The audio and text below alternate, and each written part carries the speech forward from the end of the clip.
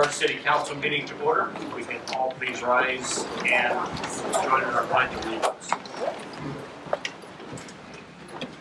Ready? Begin. I pledge allegiance to the flag of the United States of America and to the republic for which it stands, one nation, under God, indivisible, with liberty and justice for all.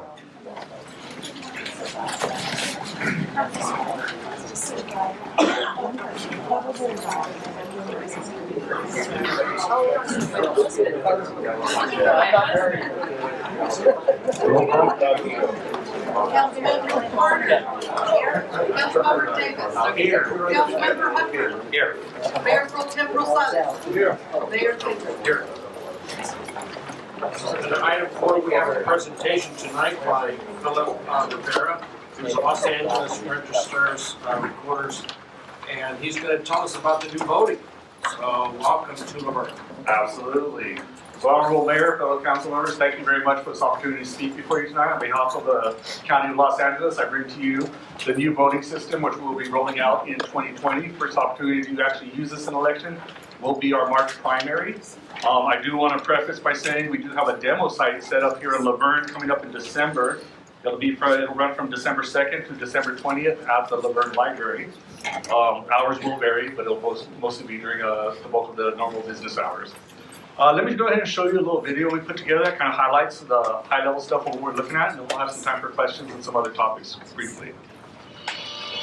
The election is just around the corner, and Los Angeles County has a new way for voters to make their voices heard. New Los Angeles County vote centers are located throughout the county. Cast your ballot near your home, work, or favorite park. Voters can go anywhere. To find a vote center that's convenient, visit lavote.net and find one that works best for you. Instead of waiting for one day to vote, you are now able to vote across 11 days. Once you've arrived, a vote center assistant will greet you and check you in before taking you to the ballot marking device. Did you know that there is a new interactive sample ballot that lets you pre-mark your selections online and generate a poll pass? A unique QR code that will let you quickly transfer, review, and cast your selections on a paper ballot at the county vote center. The new ballot marking device includes an audio ballot, a touch screen, and a tactile keypad to make voting faster and more accessible. You can also select your language, change the font size, and adjust the contrast for easy viewing. Then, after you make your selections or scan your poll pass, you can review your ballot to verify your choices and cast your ballot by feeding the paper ballot back into the ballot marking device. There's no need to give your ballot to a vote center assistant. You cast it on the same device. Welcome to the future of voting in Los Angeles County. Fast, convenient, and easy. Go to vsap.lavote.net to exercise your right to vote and let your voice be heard. So that's the gist of the new voting system. A couple of high-level things, a couple of takeaways I'd love for the community to get is that this is a paper-based voting system. We're still voting on a paper ballot. The device you see, while it is a touchscreen, is not connected to the internet, is not networked in any way, shape, or form. It is simply a ballot marking device, much the same way the little pen and scan phone we use now is a ballot marking device. When we revamped the system, this has been a 10-year process. We broke it down into 7 new components. We are now moving to electronic poll books. Now that gives us the ability to offer conditional voter registration, what the public is referring to as same-day voter registration. We're moving towards a modern tally system. No longer do we have to take all the ballots and be sorted by precinct. Modern tally system will be able to handle them, which speeds up the total process. We have, as you saw in the video, an interactive sample ballot, which is an option. It's optional, but it does give our millennials who over a 10-year period said, we want to vote on our phones. And we said, no, you're not going to do that.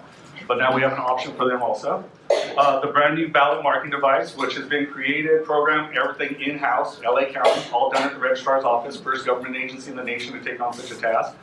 A great thing that the voters have done is they've extended the voting period. You heard them talk about that. So now, as opposed to Phil Rivera, the voter, having one location I could go to on one day out of the year to vote, When it's election period, I can have 1,000 locations and 11 days to do it over. So in my day-to-day life, I should come across a vote center as it's convenient to me.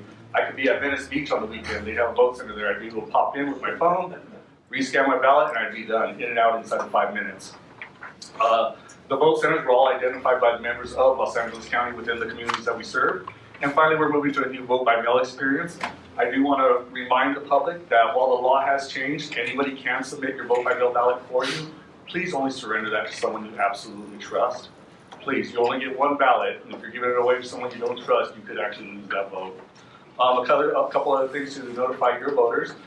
Something to look for on the ballot next year is the ballot order will be reversed. Since cities have consolidated with the county on all elections, they passed a law that states local elections will come first. So I want the residents to understand that as they go in to vote for president. We're creatures of habit as voters. The first thing we expect to see is president. I don't want people, oh no, you gave me the wrong ballot. Presidential votes will be at the end. Our local contest will be at the beginning. I've used up the bulk of my 5 minutes. Is there any time for questions? Give me a mic, I don't know. Yes, I have a question. Yes. You say that the city, voting will be at the top before the presidential. Is it alphabetical, or how do they, is it random draw? It's still a random draw as it's been in the past. However, the local contests in general will all be located at the top of the ballot. Oh. Yes. Awesome. I see word has already gotten here. We're all ready to go with the new system. I hope to see you at the Laverne Library. We could organize a day. Maybe we'll get some photo shoots in there. Make sure everybody's doing Facebook Live. But thank you for this opportunity. One yes, sir. last question. Do you have any sense of where the voting centers in Laverne are going to be? We've posted them. I didn't check for the voting centers. I do know the demo. Luca, do you happen to know where they're going to be? I haven't seen the posted list. Okay, I know there's 5 that were recommended within the community that actually met all the qualifications. I will follow up and I will send that information to Lucas. That way you guys can post it in advance. Voters will be notified on their sample ballot as usual. However, rather than giving the nearest one that you're assigned to, we'll give you one 11-day vote center and we'll try to include 2 4-day vote centers because there will be some smaller vote centers. How many are you adding at the end in the 4 days? In the initial time, we'll only have 250. The final 4 days, we'll go all the way up to 1,000. Yes. Thank you. I told you, did. All right, thank you very much. Thank you very much. Okay, we'll move to item 5, announcements. And the first one is Roy Hall. Roy?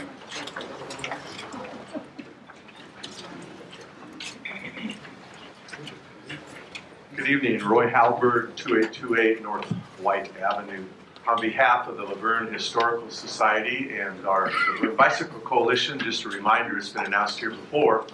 This Saturday morning at 9 o'clock, we're gathering at Coons Park on the southwest corner, and we're going to be riding our bikes. I know a few people are planning to walk along, so hopefully they can walk a little quicker than some. But we're going to visit the homes of 7 of our pioneer families, finishing up at the cemetery and getting an experience there from the Historical Society as well. So get your bike out, dust it off. If you need help, let me know, and I can oil your chain for you. Thank you, Roy. Other announcements? Upcoming events?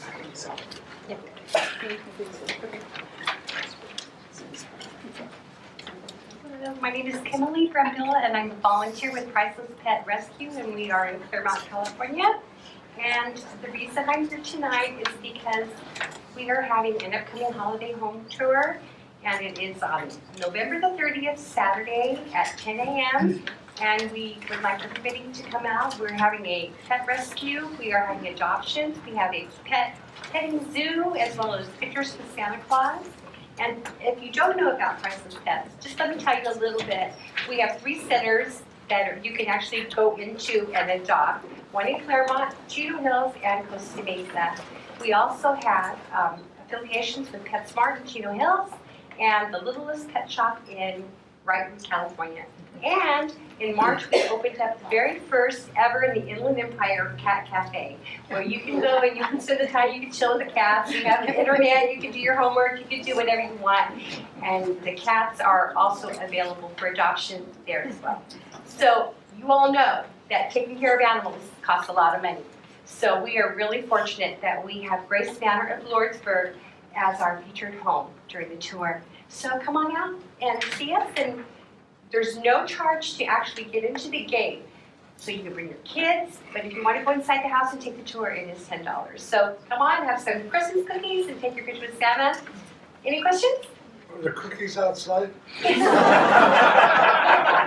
vendors and a bake sale, so there's gonna be plenty of goodies. Plenty. Just as long as it's not 110 degrees, we'll be good, you know? Anybody else? I have some pamphlets. You want me to leave them up with you? Okay, thank you. Thank you. Any other announcements? Anybody else on announcements? Okay.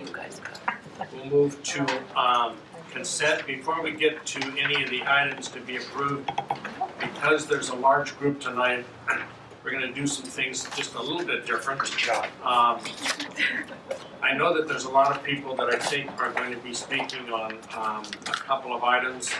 I'm requesting that each speaker make efficient use of their time. Please keep your comments concise, civil, and respectful. Remember, we are on the city website's live stream now, so there's cameras here, so each and every one of you will be viewed by your community as well. I apologize in advance if I have to ask you to complete your final thoughts, so we may be allowed to give other speakers time. To be fair, each speaker will only be recognized once per agenda item. And I'm also asking our audience to be very respectful and civil during the public comments. So with that, we will move to item 6 and consent. Can we have a motion, please? I'll move to accept the consent calendar. Vote, please. Thank you.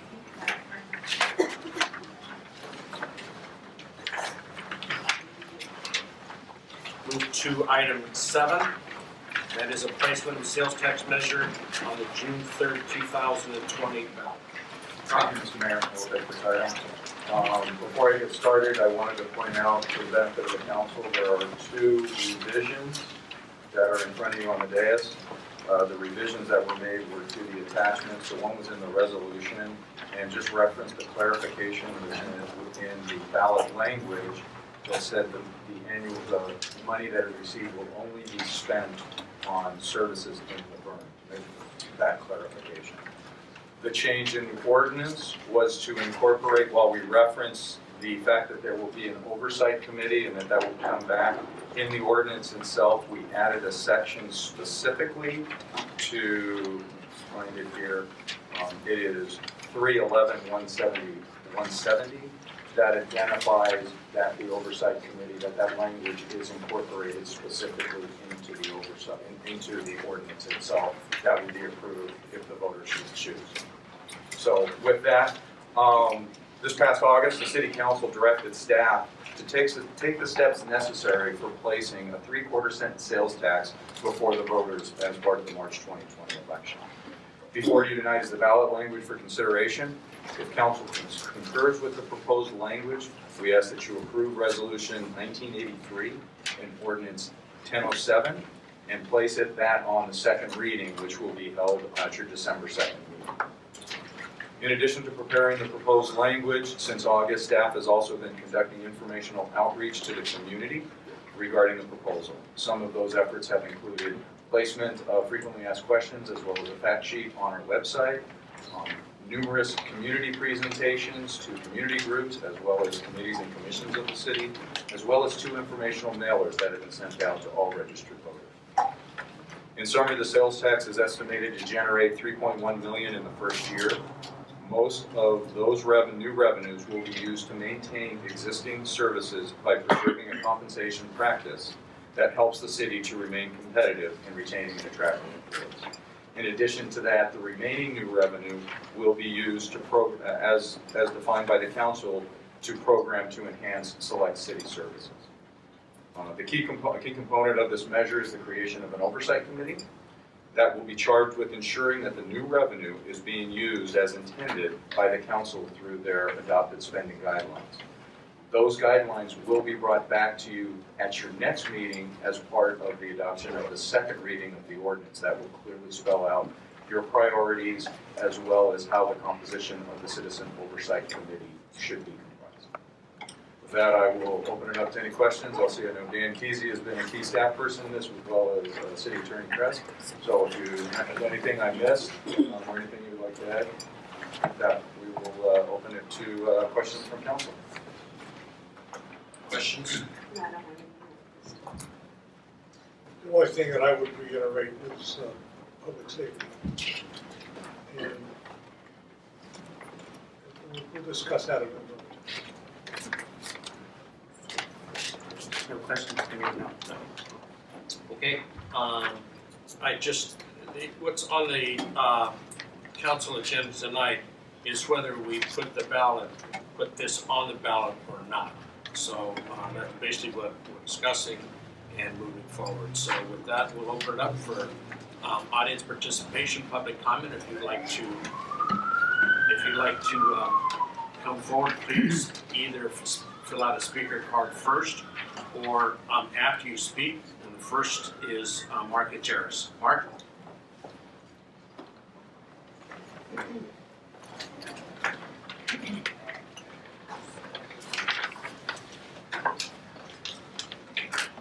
Evening, Mr. Mayor, members of the council, city staff. My name is Mark Gutierrez, and I'm the president of the Laverne Police Officers Association.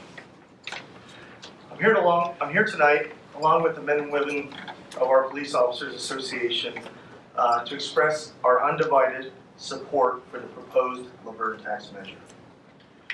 I understand that paying more taxes is a topic that comes with little or no support. But I'm here tonight to tell you this measure is something that's sought by us as something very positive for the city, and see it only resulting in good for the city as well. I have researched and educated myself in great detail when it comes to the facts, reasoning, and how necessary this tax measure really is. This isn't only about our association. All city employees, residents of this city, business owners, and visitors of this city have all received and experienced the benefits this city has to offer. For many years, hard work has been done by all employees here at this city to make it what it is today. The passing of this tax measure will ensure the preservation of that practice and help build the city in becoming even better than it already is. I would also like to add, it's my understanding that if the city does not apply the tax increase, this will allow the county to do so, and at the same rate for that matter. If the county were to levy the maximum tax rate for Laverne residents, we as a city would only see approximately 10 cents on the dollar of what is collected from us. This is just another reason why it's so important that we keep Laverne money in Laverne. As some of you know, I'm not just the president of the Laverne Police Officers Association. I'm born and raised here. I live here, and I raised my family here. That didn't happen by accident. It's not the cheapest place to live in town or in the area, but it's a place that I grew up with a clear understanding on values, integrity, good morals. So I support this tax measure from many perspectives and understand how much we need it.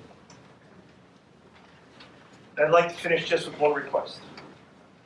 If this tax measure makes it to the ballot, I ask that all of you continue to do your part in educating the voters of this city on why we need this and how important it really is for all of us. Thank you. Thank you.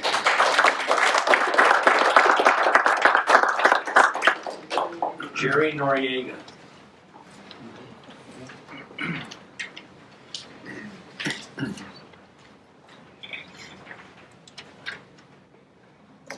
Thank you. Let me begin first by saying I am a resident here. I am an ex-police officer and I am married to a fireman. I do support our public services.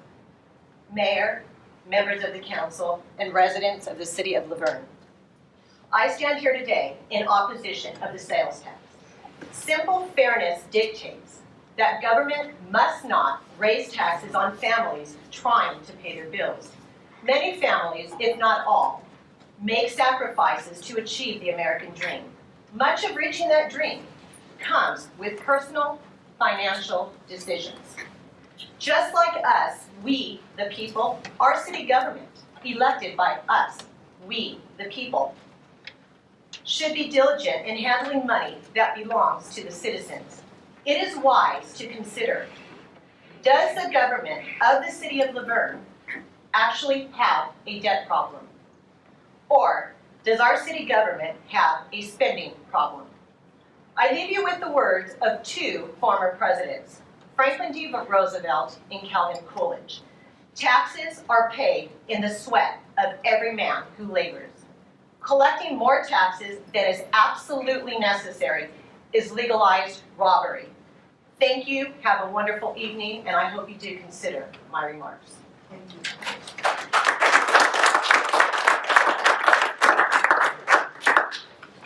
Marlene Carney.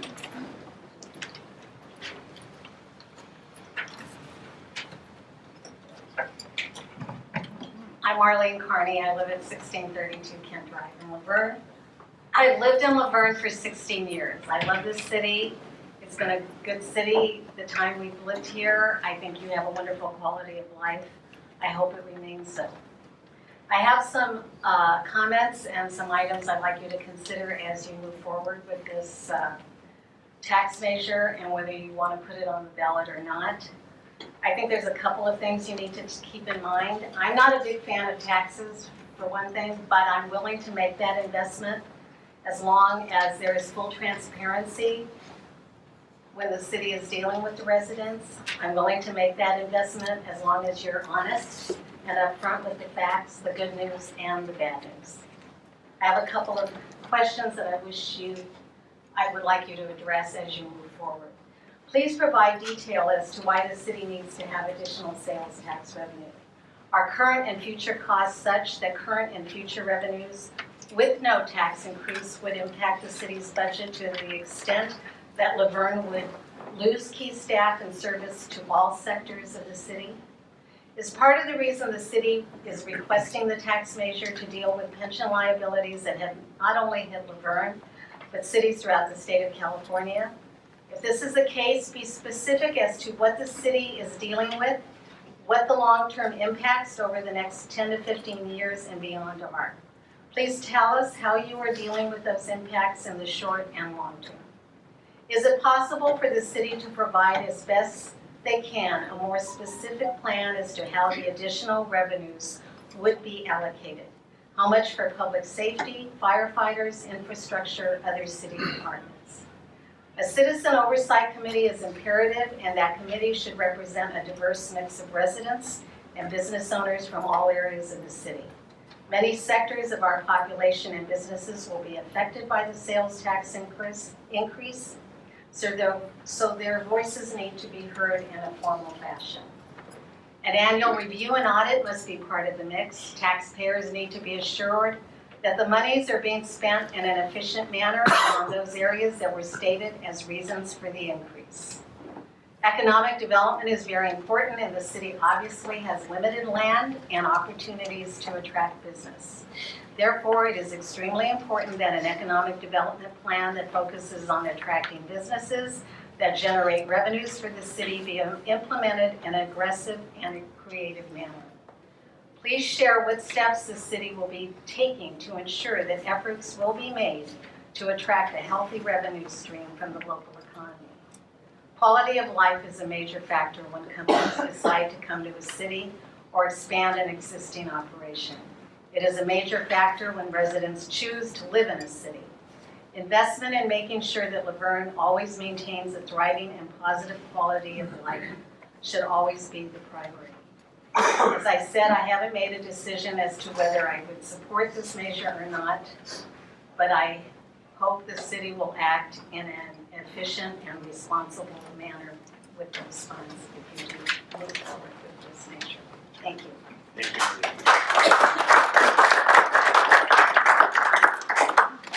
you. Is there anybody else that would like to address this item? Yes, sir.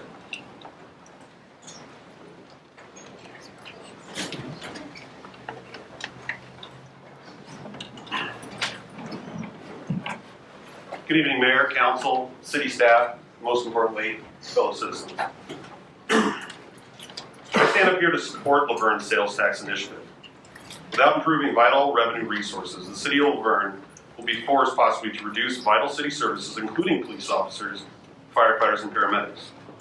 With longer response times, homes in vulnerable foothills will be less protected from fire. Paramedic response are potentially delayed. Increases in crime, burglary, reduction in home values, and our quality of life.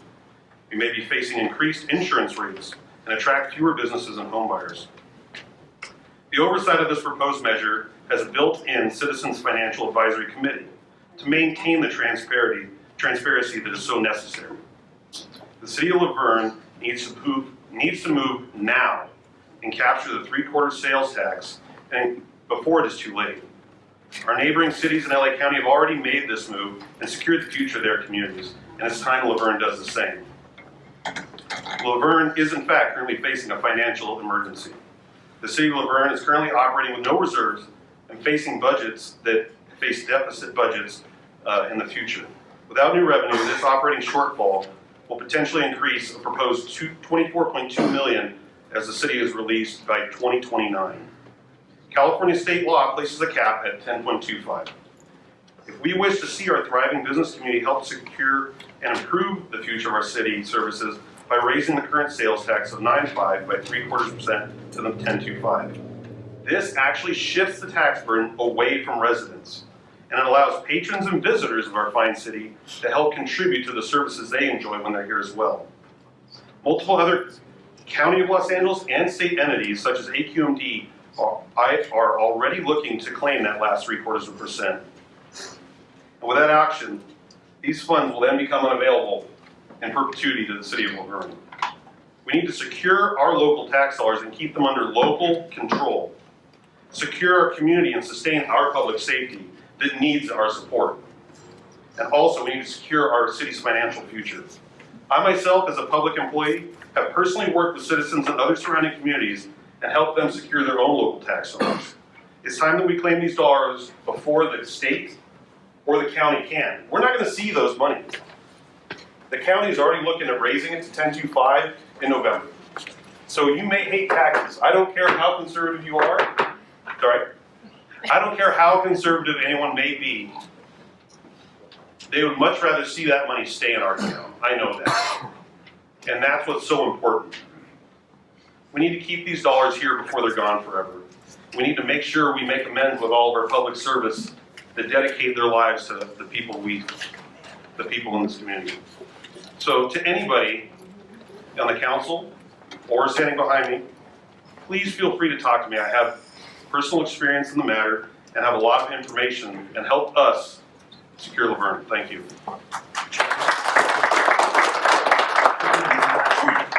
I'm sorry, sir? Jeremy Conrad. Thank you. Yes. I don't have a card. My name is Catherine Leonard, and I have a question for clarification. Catherine, Jeremy and others have said that if, there's a blue underneath. should I Just fill it go? out, not before, but just fill it out afterwards. My name is Catherine Leonard. I've been in a Laverne resident since 2004. Hello? Hello. Speak to My us. question for clarification is the 10.25, which we're being scared into thinking will be taken with the 3/4 raise that we won't see, we won't get. The county has to put that on the ballot, is that not true? Those questions will be addressed at the end of this, so your Okay, question will be answered. So I think, basically, my position is no new taxes, period. I think at some point we say we've been taxed enough, and I think we've been taxed enough when we look at other places in our country, in our United States, and I think I'm one of those people who have said, this is enough, and budget, do what you can with it. I support police and I was a teacher, so I understand the importance of taxation and taxes to provide the revenue for those services. The other question would be the oversight committee, would that be a volunteer committee or would that be a paid committee? So those are some other things that would be.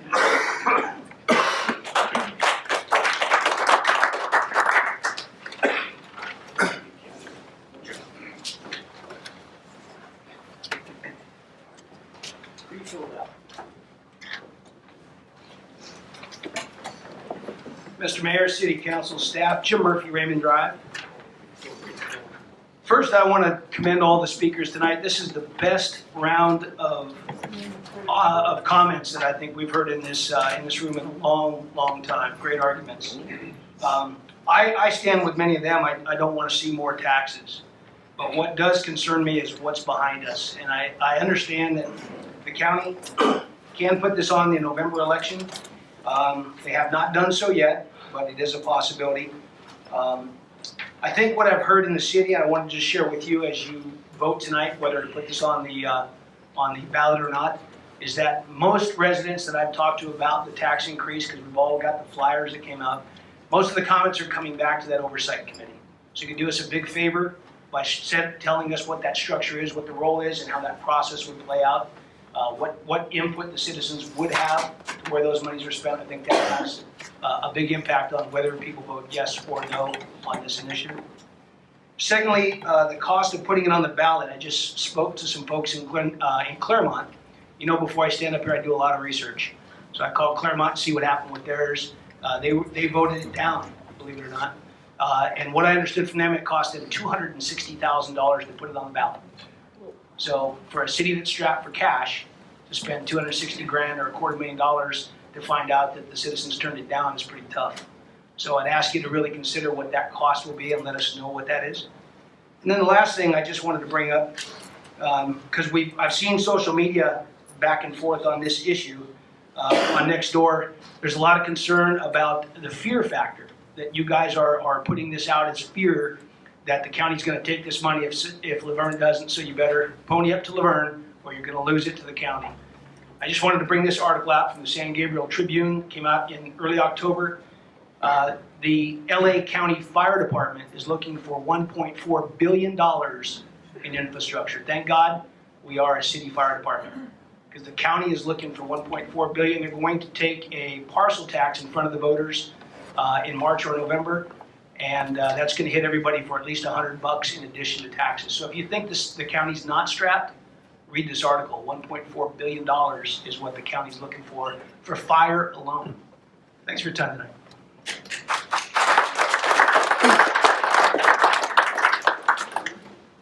Anybody else wish to address this item? Yes, sir.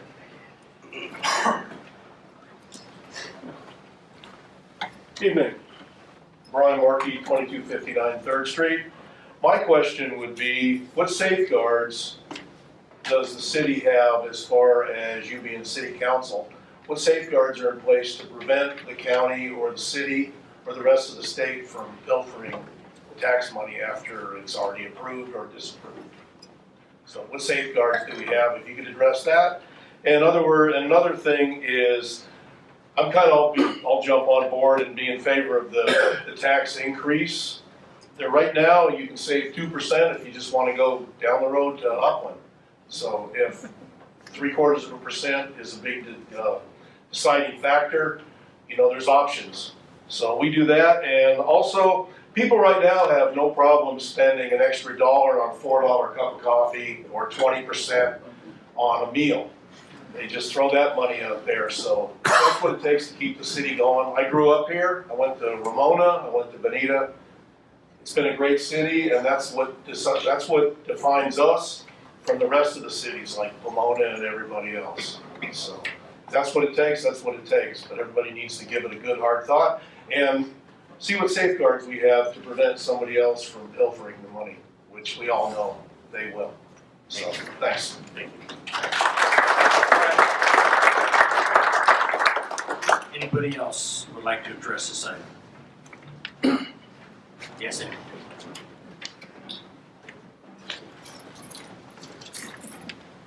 Ann Anderson. I'm totally against the tax increase. Surprise, right? I've been up here before and I've talked about things that we do not need to be doing in the city. Look at, when you're a business owner, whether you're running a city, whether you're running a big business, you have to pay your bills and your employees first. And that's it, you pay them first. Our firefighters, our police officers need to be at the correct wages and get the correct benefits.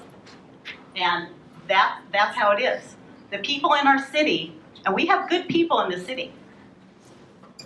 Mr. Kesey, Anthony, and I even had a good situation here with our planning department who helped me figure out something after 33 years of living here in my favor. So these people, we've made agreements with them, and we better damn keep those agreements with them. When they came here to work, we made a commitment to them, and we're not going to change anything for these people. So what we're going to have to do is start cutting things. And I've been up here before talking about the Active Transportation Committee. We don't need an active transportation committee right now. Laverne's fine. These things are just great if we have a lot of money and we can do it. We obviously don't have the money, or we wouldn't be asking for a tax increase. Just forget that. We don't have to change our strategy right now, or change anything in our city. All we have to do is pay our bills, fix things when they need to get fixed, and for God's sakes, pay the employees what they are due. I don't know why we can't pay the police department or our fire department at least what all the other cities are paying. Why do we have to collect more money for them? Because we overspend on things we don't need. And I've talked about it before. Get out of that San Gabriel Council of, whatever it is. I keep forgetting what they're called, Council of Cities or whatever it is, because they are connected to the California Sustainable Cities Act. And they make us do things in our cities and all these other cities that we don't need. We really didn't need all new smart streetlights. We could have just changed the bulbs. But nope, they wanted new streetlights in all the cities, and now we got millions of dollars in new streetlights. This Transportation Act with the bike lanes and all this stuff, I looked at the statistics, and 77 people in the city ride their bikes to work. This was from a special interest group, this bike thing. We don't need the bike lanes. I don't care if it's federal money. I'm not for tax increase in federal, state, county, or cities. I'm done with it. I'm done with being taxed. And these grants that we are getting, who do you think pays for them? We do. We don't need them. Take care of the employees first. Pay our bills first, and everything else start cutting.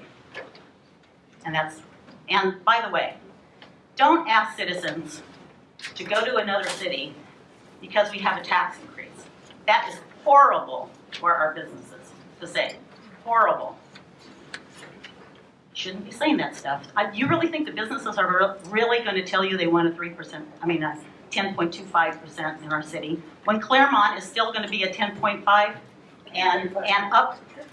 9.5. Upland's a 7.75, and San Dimas is still a 9.5. You want people to leave the city to go places to shop? That's not right. That's not right. We have to, like one lady said, we need to procure business here that the people want. Please do a survey online, find out what the citizens want and need in our city, and somebody calls the businesses and say, look I have a survey here, we want you here, come and look at our city. Start getting businesses here that aren't going to fail, that people will come from other cities to shop here, and that's where we'll get a revenue also. And cut the hell out of everything. We don't need it. We don't need it. We need to pay our employees first. All of them. That's it. Thank you. Anybody else like to address this? Yes, sir.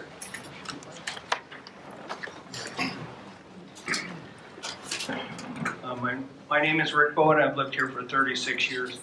I remember an old saying when I was a kid. It said the words don't match the music. I'm referring to the two brochures we recently received in the mail. And headlines are protect your safety, protect the repairing, improving of infrastructure, etc. I too am not sure how to go on this. I support the police 1,000%. I want them to be paid. I want us to have our own police department. And the only thing I'm curious of, and maybe you're going to address it, in the packet for tonight's meeting, there's a written summary by the city attorney. And if you indulge me a minute, maybe it's been changed or will be changed, but it says in summary, the 3/4 cent sales tax is estimated to generate 3.1 million annually. Most of the new revenue will be used to maintain existing services by preserving the compensation practices that the compensation practice that helps the city to remain competitive in retaining and attracting employees.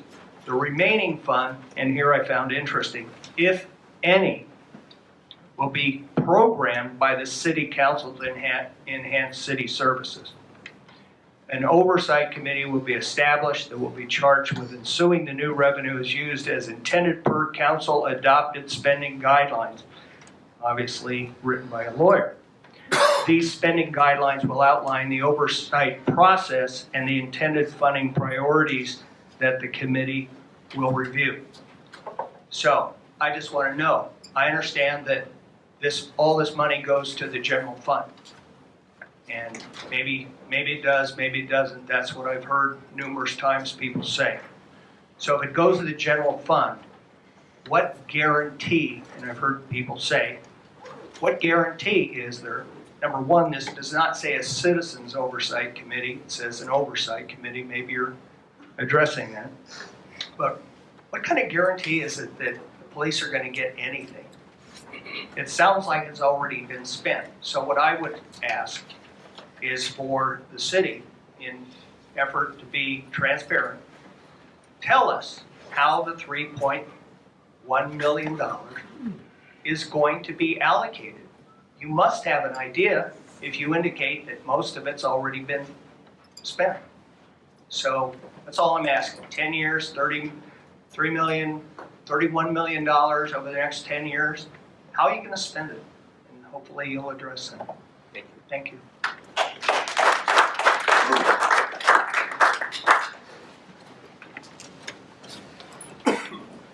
Kathy Newland. I live at Foothill Terrace Mobile Park. And, you know, I've heard you say that you're very glad to have all the mobile home parks and the seniors in the city. But this is a tax I can't afford. I mean, my Social Security doesn't go up that much.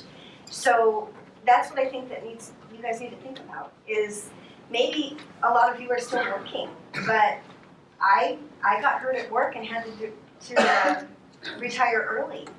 So I'm living on a very fixed income, and you know, if taxes just keep raising, you say, oh, it's only $10 a month, or it's only this or that. That's a lot to me.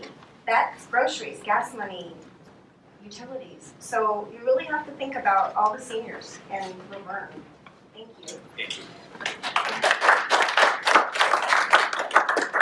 Anybody else like to address? Fred.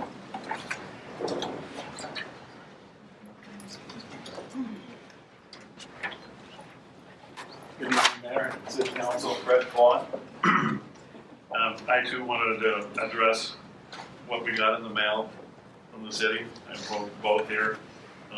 Like Rick said earlier, one of the things that we honed in on was the Independent Citizens Oversight Committee, which is mentioned on both the brochures, but in the legalese, the two words that were left out is independent citizens.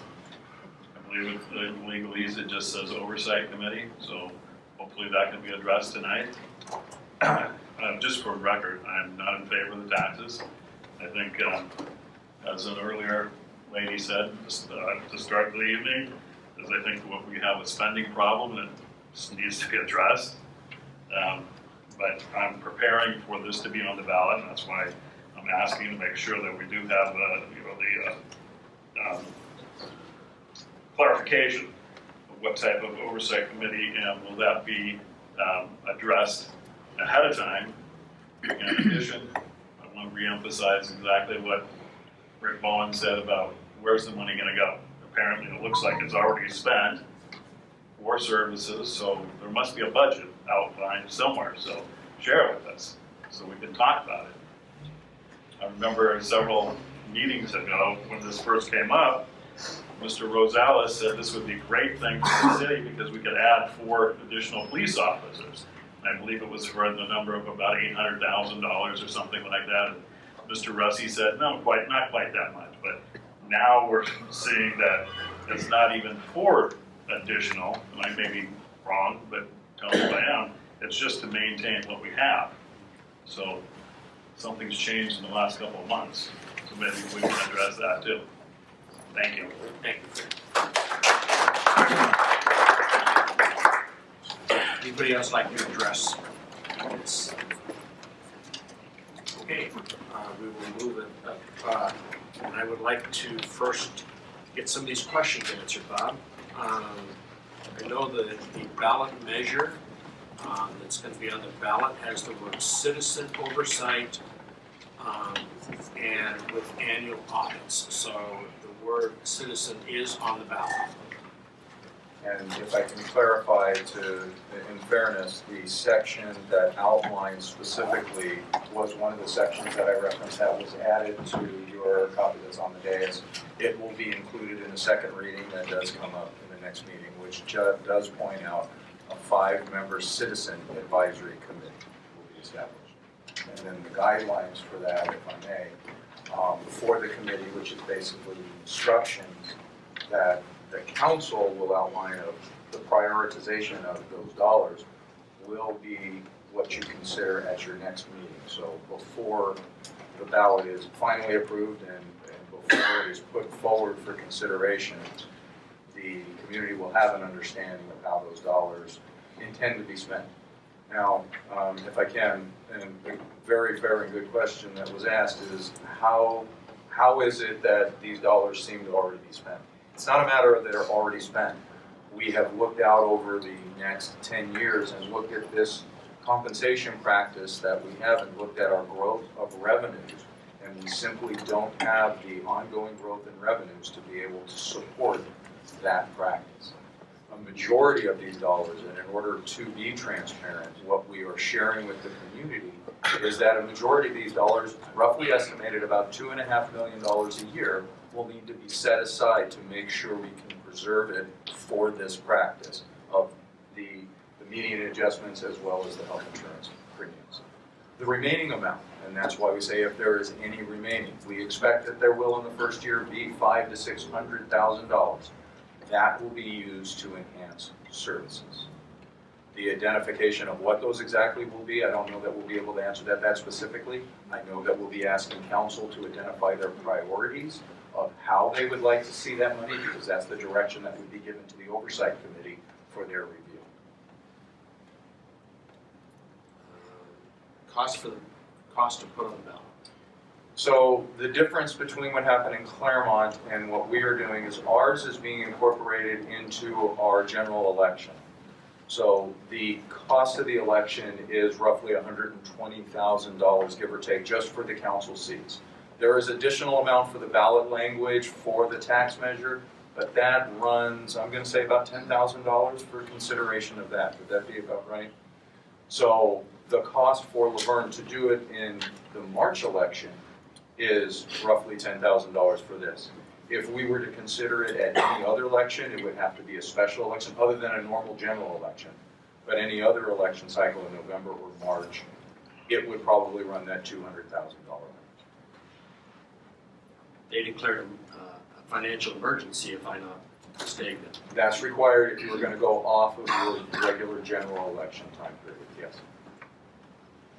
Okay, a question on 10.25%, two questions. Catherine asked 10.25%. I think one of the things that I have been asked is, will the state raise it above the 10.25? I can't answer that question. I don't know what the state, I guess the possibility is there, they have that power. At this point, the cap is 10.25. Safeguard for the 3/4.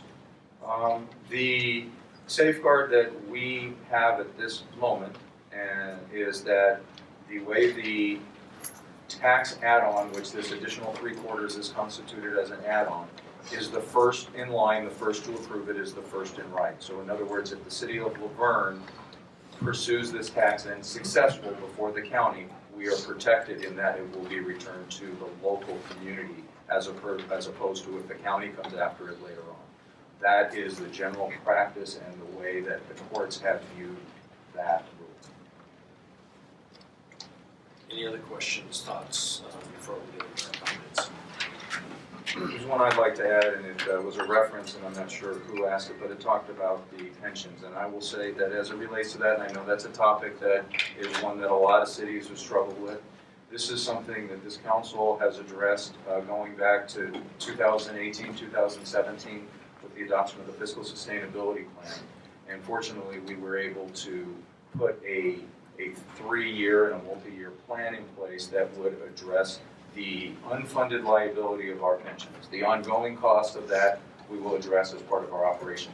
But these funds are not being used to address any of the unfunded liability of the pensions associated with the pensions. As I've said in the past, Sacramento has placed an undue burden on us by some of the legislation that have been passed. Some things to remember. There's a supermajority of Democrats in the state legislature. They don't have to come to us for anything. You don't have to be voted on or have an issue voted on. They just pass it in the House and the Senate.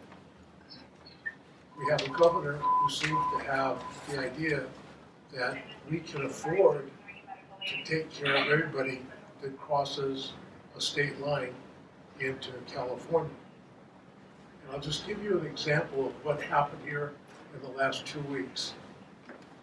AB 68 is a bill to allow people to put 2 residences in addition to the original residence on the property.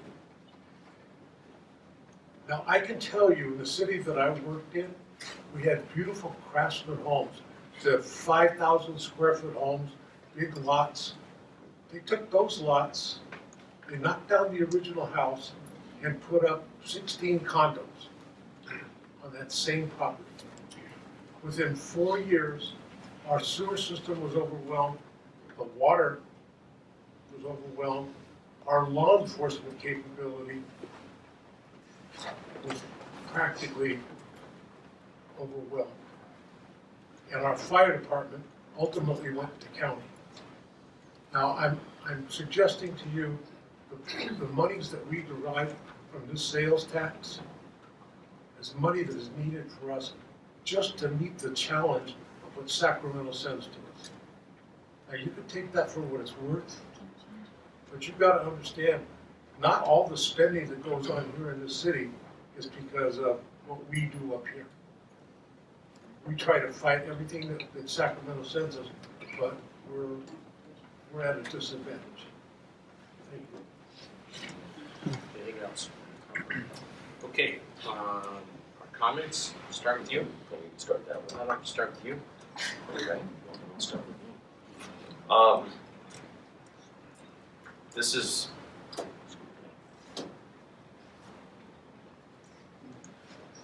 is not an easy thing to go over because none of us like new taxes. But we do like a well-run city and we do like our services. But I'm the first one to tell you that I'm a proponent for fiscal responsibility. Not everything in the city is perfect. I will be the first to tell you that, and I do agree with that. And I understand the plight of our seniors and especially our mobile home communities with fixed income. But moving forward, I don't know if there's a day that goes by that there's not a city that's in trouble because of unfunded liabilities, pension liabilities. Fortunately, we were able to address that and get it down to an interest rate that was bearable for us to be able to pay. As far as the tax measure, that's not an easy one. I didn't agree to it at first because of the fact that the oversight. If you take taxes and money and you just put it in a general fund, that's not oversight. If you take those taxes and have it put in a spot where you have a citizen oversight for the fiscal responsibility to oversee that and monitor it and address it. I did talk today at length with our city manager, and I will read I want to read this oversight.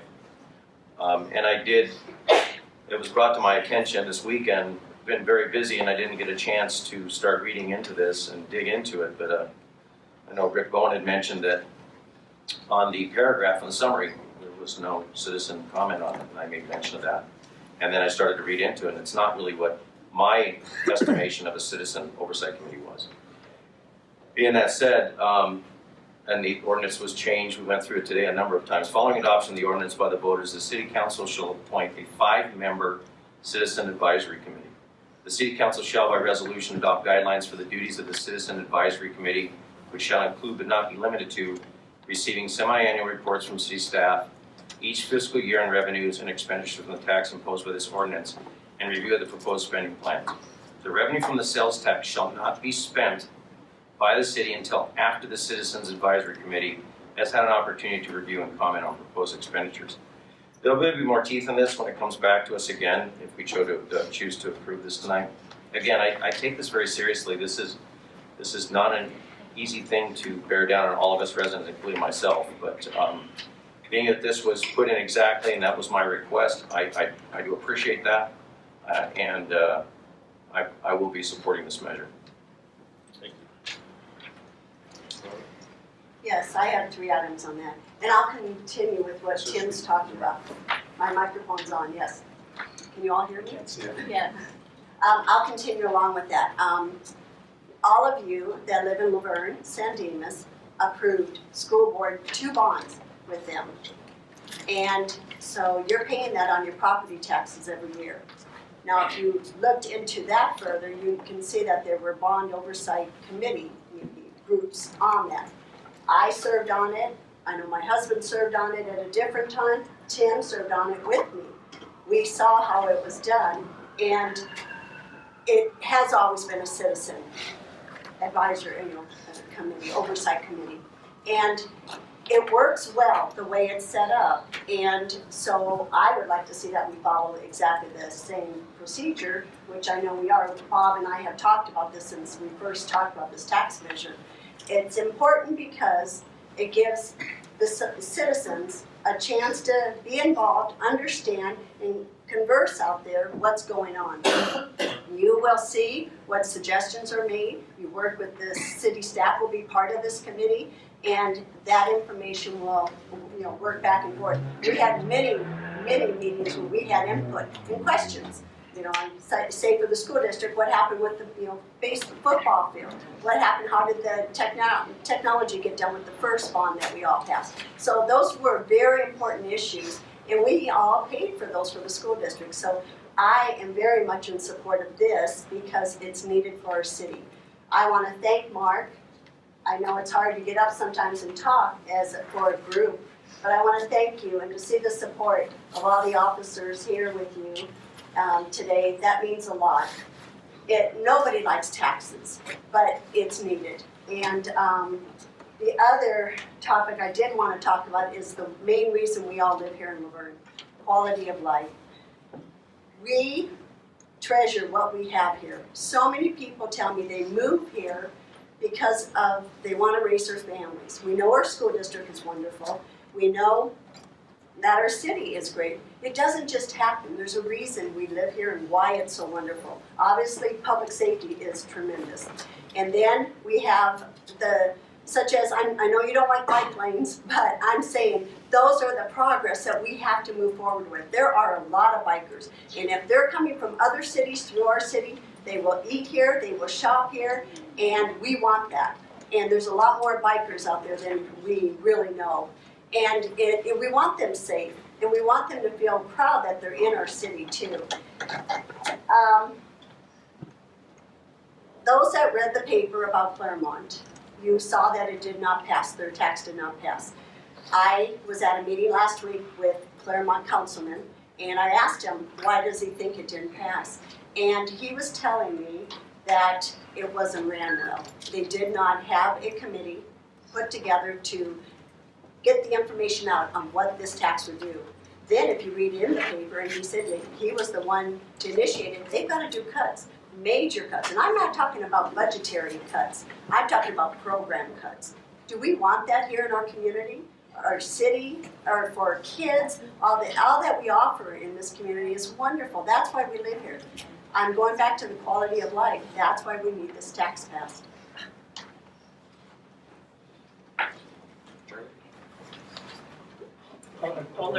I'll let Charlie go second last since he's there for the county.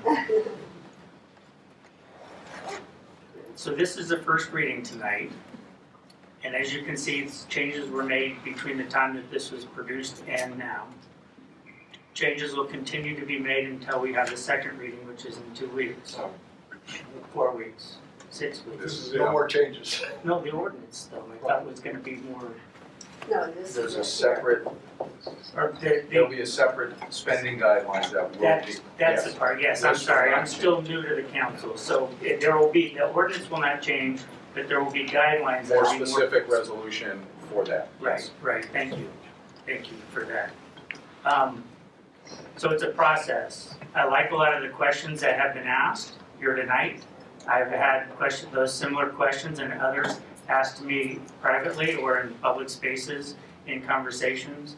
We need to continue to have this conversation all the way through the March election and the March determination on this ballot should we go forward with it. I hope that we support it because it's important for our services, it's important for our public safety services, and it's an important guideline to how we're going to invest going into the future. So all these things are very important, which is why I'm supporting this measure.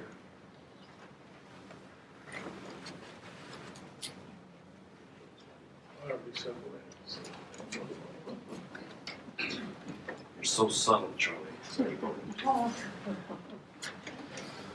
Thank you to my colleagues, but more important, thanks for everybody for being here tonight on such an important issue.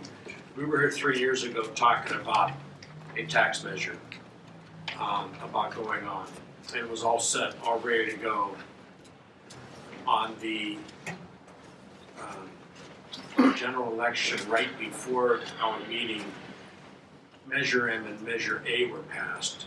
That produced in our city, besides making the gold line the number one priority and we're gonna get it, but it also added street repair and it added a component. Measure A was a component on recreation.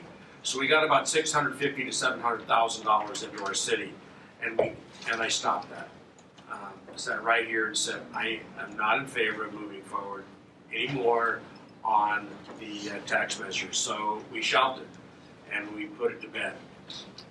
We moved forward with our strategic plan and what can we do to cut costs in this city, and we cut a lot of costs. In fact, the pension obligation bond that we did is going to save the city over $30 million. So those are the kinds of thought processes that go on to try and help this city. You know, there's a lot of taxes that have been passed in over the years. One of the taxes that I agree with is how's it going to help me? How's it going to help Laverne? Is it going to be beneficial to Laverne? Is it going to help our quality of life, or is it not? And so Measure M, I thought, with the gold line coming and passing, it would benefit Laverne because we will get transit, we will get more businesses in, we'll get more sales tax revenue. It's going to come, but it's not going to come very quickly, but it's going to come. To be honest with you, Measure H was that was the homeless, and so people said, well, I don't have a homeless in my city, so I'm not voting for it. I will be honest with you, my wife and I voted yes because that was a vote from the heart. And I think that we are going to have more homeless, and I think it's a concern that we need to address. I think one of the big things that's going on right now that our state has done, and you've heard me speak about these three things before, is AB 109, Prop 47, and Prop 57. It has allowed 100,000 plus state criminals loose on our streets. They're not in prison anymore. And if you'll talk to any of our police officers, the climate has changed. They are, they're in more fights, they're in more chases, they are in much more dangerous situations. I've done 20 Laverne cop talks in neighborhoods. If you want to host one, I'll be happy to host it along with Sergeant Michael Martinez, who's been here 25 years, first K-9 officer here. Fabulous presentation. He teaches us how to be safer. Be happy to do that. But that is one of the reasons that these guys are so adamant about this, is because the climate has changed and we need to make sure that our public safety is protected. One of the things that was talked about by Anna is 67, or we need to cut other expenses. We spend 67% of our general fund budget on public safety already. So when you say, well, I'm going to start cutting other things, there just really isn't much to cut. So we spend almost $20,000 or more on police and $20 million on police and fire in this community. So I think we've done a really good job of increasing our revenue through economic development. We've done everything we can. We've cut and cut and cut. And I think it's time that we can't do this anymore, so I'm in favor of this. So with that, It's been asked to be taken in two separate motions, please. okay. So the first is to approve resolution number 19-83, ordering that an ordinance be submitted to the Rotary Central General Municipal Election to be held March 3rd, 2020, to place the proposed sales tax measure on the ballot. Move to approve. Second. Vote please. And ordinance 1087. It's an ordinance of the City Council of the City of Laverne establishing a transaction and use tax to be administered by the California Department of Tax and Administration. I'll make that motion. I'll second. Vote please. Thank you. I'd like to thank everybody for the way you conducted yourself. This was truly a wonderful meeting for me. Thank you. That's the way Laverne was. Okay, let's move on to 7B. If there is anybody that is here for the tax measure that wants to leave, feel free to do so. We'll be moving to item B, and that is an item the council member Hepburn requested to be brought forward.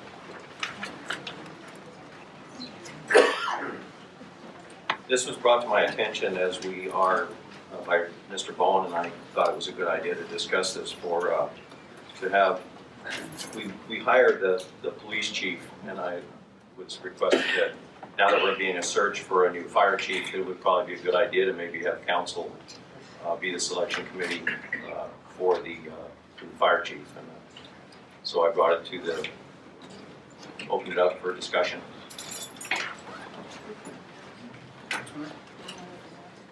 Well, I was wondering, so do you support this? Yes, I do.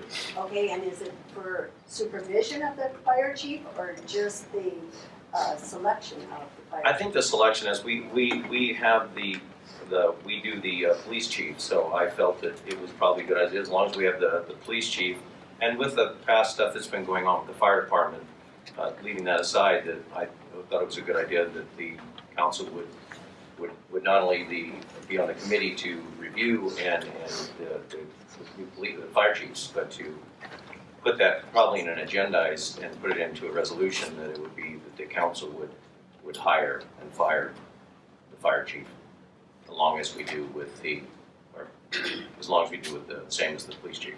That's what I thought. No, we don't hire and fire the police chief. We are the selection body that goes to the city manager to recruit the fire chief as we are the police chief as we did last time. Right, and I have here a policy number that shows that it is, once we, the police chief was the only one that we interviewed. And then once we make our selection, it's turned over to supervision, and the city manager is the one that supervises all the employees. That's fine. We don't supervise any employees. We don't I micromanage. I understand, but we're the ones that selected the last police chief, gave the recommendation to the city manager, and I'm good with that. I'm good with that. So I would like to So see you're the same saying just the selection? selection of the fire chief. Supervision stays under the city manager? Yes, it comes by our direction, we choose, and we give it to the city manager to make the selection under our direction of our request, and we'll go from there. Because that's not what it says on this. That's my intent. So the intent And is that's to, what threw me off, is what this says compared to what you're saying. that's my intent, is to have us review the fire chief and go to the selection and give it to the city manager for selection. And I would suggest that we have staff review, look at what we're doing, and make a recommendation to us as to what process we should take. I'm good with that. The reason the police chief is hired by, or is selected by the city council is when this city was formed in 1906, the very first employee that the city council hired was a police chief. The second person the city hired was the city manager, and then it went from there. So it's never been changed. But once the selection has been confirmed, then the chief is turned over to the city manager, and the city council has nothing more to do with that supervision or responsibility of that. As it should be. Can't hear you. Can't hear you. Are there YouTube on there? As it should be. Anything else? Well, I guess so you're saying it's probably a good idea. I'd like to see it done. I'd like to see us review the fire chief, the selection process, go through the panel, and then we would turn that over to the city manager on our recommendation. And only because historically we've done that with the chief. Yes. The police chief. The police. Not Right, the I'm fire. sorry, the police chief. Police chief, yes. So because we've done it with the police chief, and that's in the ordinance, you want to change the ordinance for the fire chief, Yes. because it's probably a good idea.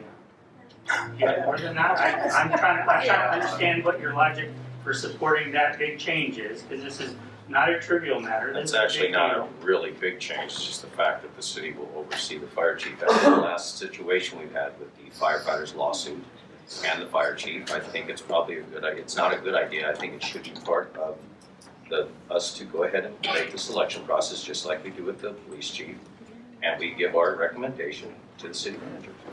So you're saying because we had this incident with the firefighters and the police chief, the fire chief, how would that be different in this new environment? How would the council hiring the fire chief change this?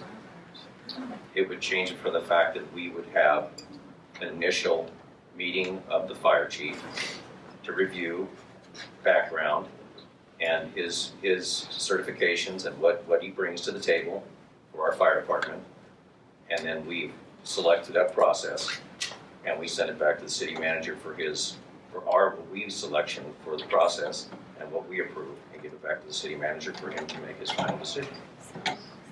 Well, I wasn't on council at the time, but my understanding was that pretty much the whole, Fire Chief Pete Jankowski had the entire council's support in becoming the fire chief.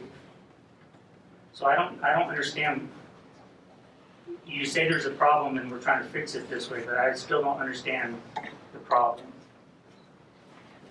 I think I've stated it pretty well, that I feel that we should be selecting the fire chief with the city manager and change the resolution. That's it. Okay, I guess we'll have to see if you have a second.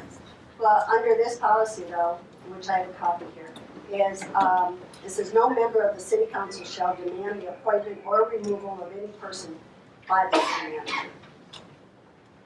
And the city council and its members shall deal with the administrative services of the city only through the city manager. We've had this policy in place, and the only reason, I don't know if everyone knows this, but the only reason that we select the police chief is because this city started with a police chief before we had a city council.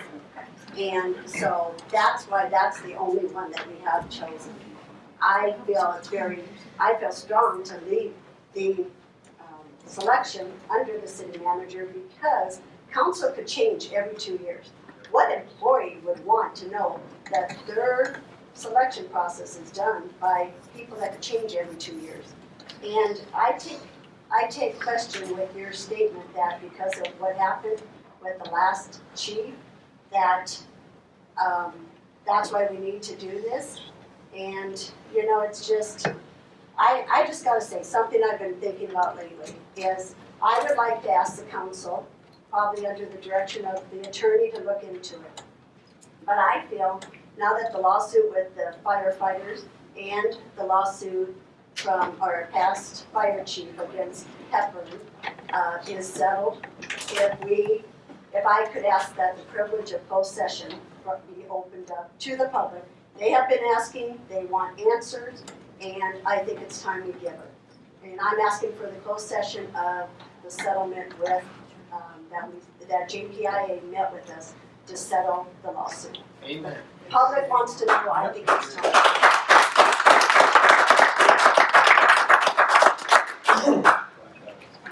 And my answer right now is, I think you're drifting off topic. If you could bring that up under council comments, we'll get there. Well, I think it's appropriate because he Well, was it's just not- bringing this up. Okay, I'll bring it up again under council comments, but Right. I feel it's appropriate at this time. Now I have another comment. These are the two largest and probably some of the most important. All of our departments in the city are extremely important. But we have our first responders that are the most important to our residents on the safety factor of this. They're the largest group. Why shouldn't we have the decision to choose the head of that group along with the city manager? What is the difference? At least we have the option of picking someone, he or she, that suits the needs of our city that we can review, whether it's a new council or not. To give it the right to pick and choose who we choose to run some of our most precious services in the city. Why shouldn't the council have that under their belt? I ask you. Because I believe in policy and procedures the way they are. Policies and procedures can be changed. Time changes, things change. Our neighborhoods change, our people change.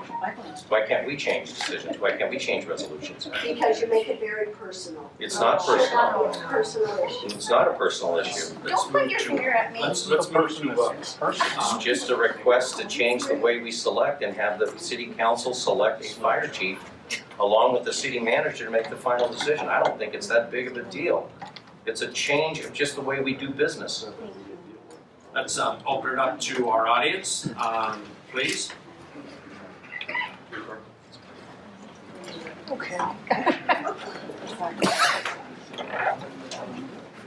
Since I was referred to, actually what I was referring to was from a letter or a email I received, a letter I guess, from the city attorney when I inquired probably a year and a half ago about something about the city, about the fire chief. And unfortunately I didn't bring it with me, but by memory, basically, he remanded me and said, the fire chief sits at the will, the sole discretion of the city manager. So basically, none of you have anything to do with the fire chief. And my question to Mr. Hepburn the other day was, if the police chief does not report directly, if you look at the city chart, the organizational chart, the police chief, I believe, does not report directly to the city manager. He may be daily oversight, everything else, but he does not report to the city manager. The fire chief does directly. It says it's his responsibility, and that's it. So why not have them both report to the city council, and therefore you have oversight, and you hopefully wouldn't have what happened over the last year and a half. Just, that's clarification. That's what I asked for. Okay, I have speaker cards if you're gonna, wait, I've got some speaker cards and I'll tell you what, I'll fit you in after the first speaker. Kathy Kaluza.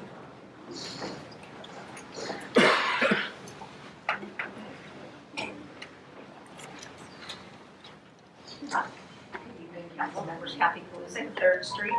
So I did a little research and my comments have to do with exactly what it says on the agenda. So it says that Councilmember Hepburn requested consideration be given for the position of fire chief to report to the entire council in the future versus directly to the city manager.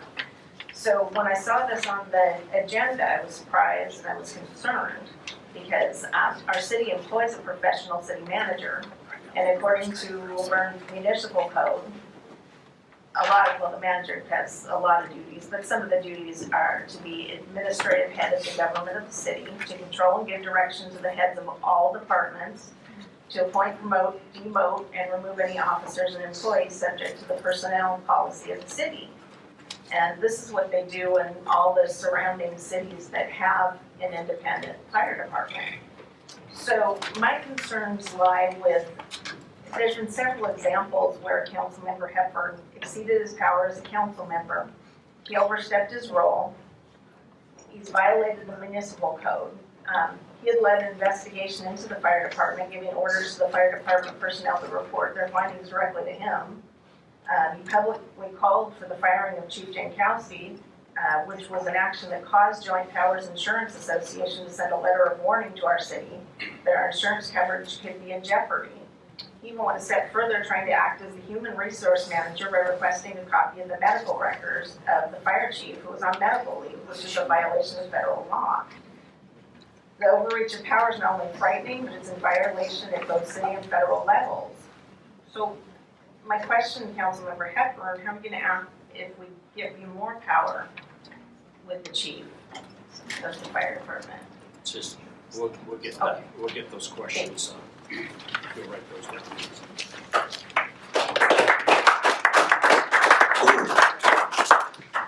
Sir, you, come on up now. What is your name?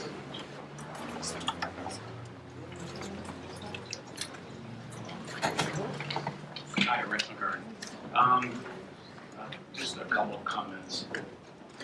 This may not be appropriate, but I think it's highly inappropriate for one of the council members to stare down somebody in the audience and tell them that they should be quiet. That shouldn't happen. Second, I would hope, I don't have an opinion one way or the other on this topic. But in looking at both sides, I would hope that the side as opposed to Mr. Hepburn could do better than it's been that way since 1906. That's not a good reason. We need a better reason not to change. Thank you.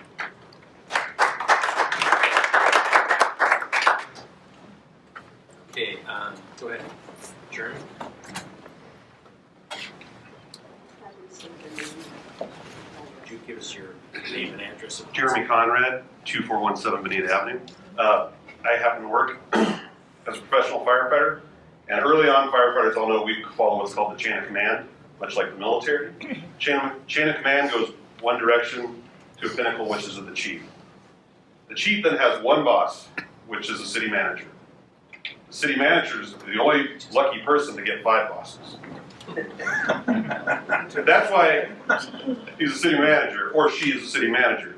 The council has full oversight. If they do not appreciate what the city manager is doing, guess what? The city manager is an at-will employee. Whether that should have been exercised before or not is up to the discretion of you. And as it goes forward to future city council members and future city managers, that's how the relationship works. If there's an inconsistency where the police chief has the lucky 5-boss situation and the fire chief doesn't, maybe the rectifying thing is that you should make the police chief have 1 boss as well, and all things go direct to the city manager. If you're looking for consistency, which is what it sounds like Councilmember Hepburn is looking for consistency. In my eyes, consistency is the direction of the city manager is your will, and that's how you exercise oversight. That's just one person's take, but good luck. Thank you. If I may, before we get any more speakers and get too confusing, the appointment of the police chief does lie with the council. The oversight then falls under the city manager, so the police chief does not report to the city council. It is only the appointment that falls within the council and then is transferred under the city manager. So just want to make that distinction so that we don't get off on that tangent. Thank you. Okay, John Cahill.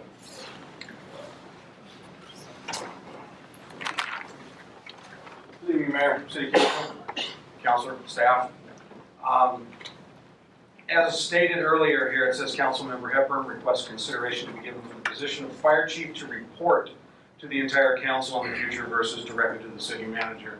Presented to us here tonight, Councilman Hepburn, you have mentioned that it was just the oversight of the appointment, and then several sentences later, it was back to managing the chief of the fire department, which causes me a little bit of confusion regarding the disdain that the firefighters union has for the current city council, but I'll get back to that. I wish we hadn't come to the dark ages back here again with this fire issue in city council and all the litigation that we had to go through, and it seems like it's about to plague us again. Dark ages plague, see what I did there? Laughing with myself every now and then.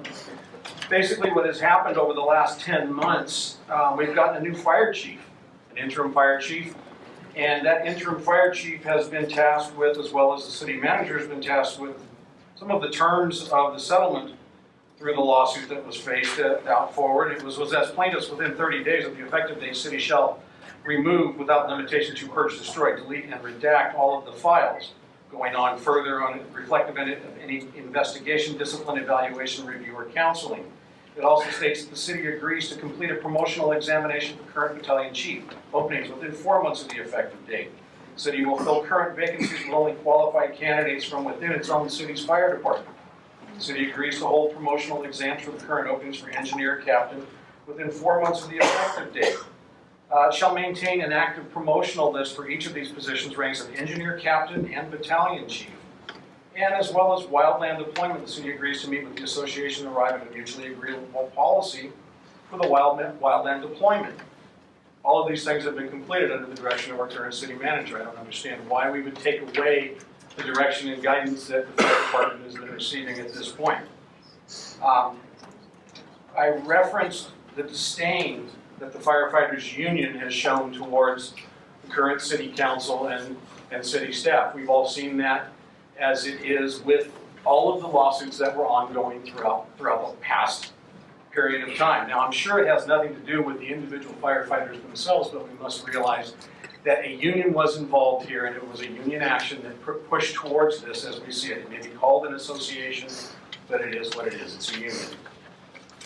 That disdain that I speak of was referenced in numerous text messages, and I will clean up the language as to provide for the decorum outlined on the first page of the agenda for the night. Wow, expletive happens when council members start taking care of business. Well, you're the only one. The rest suck.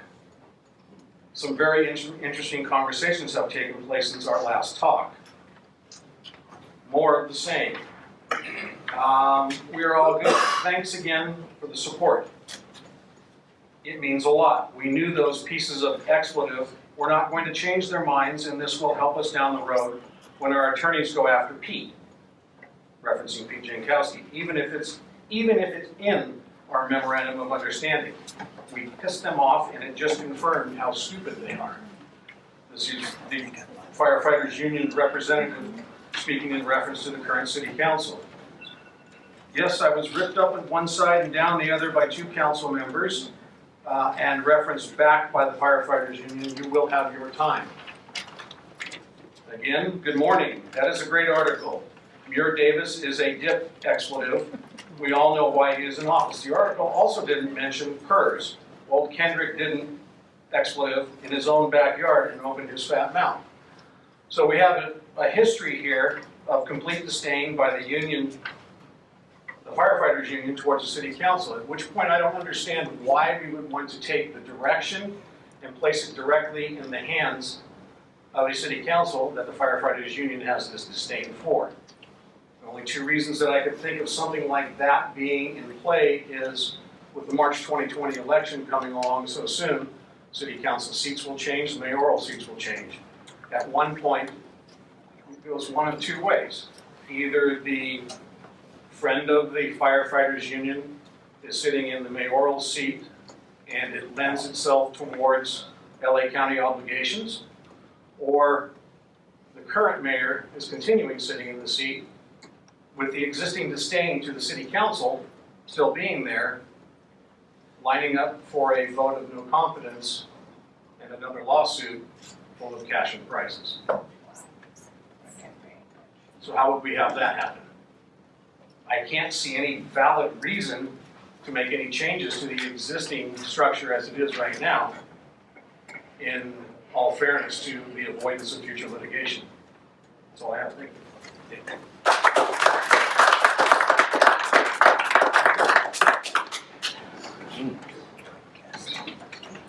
Jim Hirsch. I'm Tim Hirsch. I reside at 261 Sierra Way, Laverne. Relevant to this proposal by Mr. Hepburn, I offer a few comments. The city of Laverne recently lost a very capable and highly regarded fire chief due to alleged unethical and possibly illegal behavior by Mr. Hepburn.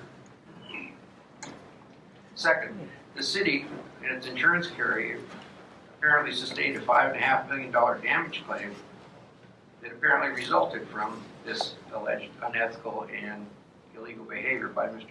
Hepburn. 3, according to this damage claim, Mr. Hepburn's behavior included violations of his oath of office, violations of the firefighters' Bill of Rights, violations of the city's municipal codes, violations of the former fire chief's privacy, and defamation of the former fire chief's reputation. Given the foregoing, why would the city now consider enhancing Mr. Hepburn's authority over the fire chief? I prefer investigations in, and this is what I want resolved, is how can the city recover from a $5.5 million damage claim supposedly caused by Mr. Hepburn? Will Mr. Hepburn be removed from office? Will Mr. Hepburn be denied holding any future office? Can the city file criminal or civil charges against Mr. Hepburn? Is Mr. Hepburn liable for that $5.5 million of damages that the city sustained? And back to the issue at hand, based on the past developments, the approval of Mr. Hepburn's proposal is likely to result in the loss of a highly qualified city manager and possibly another damage claim.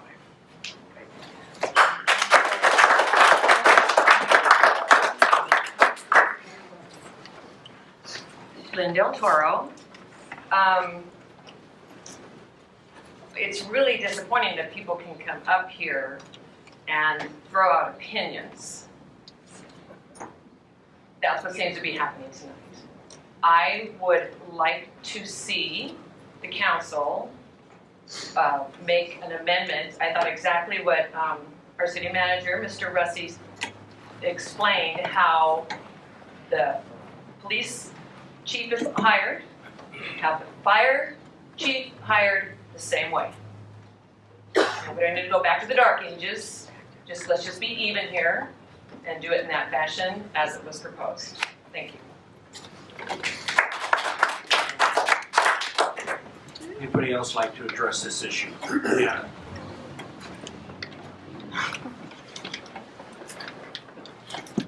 Ann Anderson. Well, that was a well-orchestrated hit job. Look it.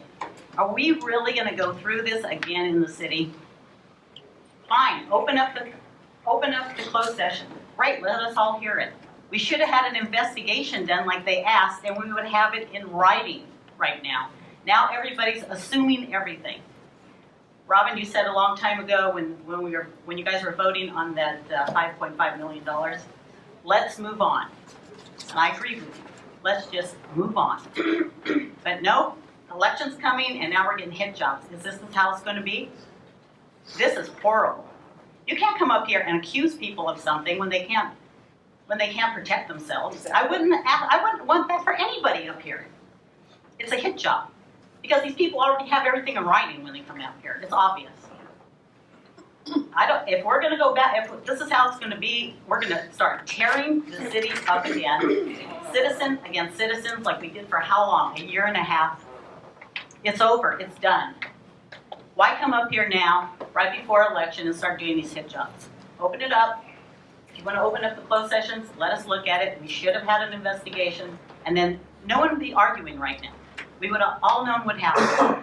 An unbiased investigator came in, looked at the fire department, looked at the city, sat down with everybody and said, look it, these are the problems, let's solve them. And there wouldn't have been litigation if you could have worked it out. Let's not go down this road again because it was horrible to watch. And now it's horrible to watch again. And if anybody's condoning this behavior up here, I'm very disappointed in you.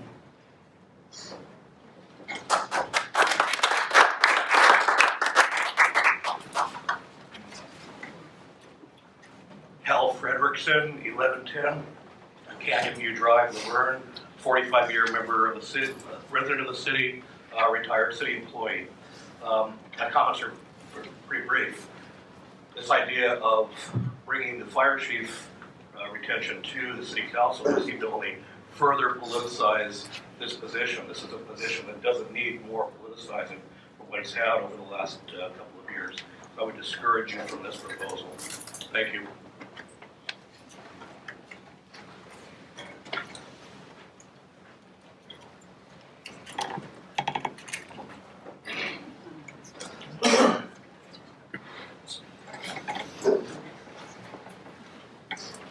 Gilbert Ivy, Edgewood Drive, Laverne, California.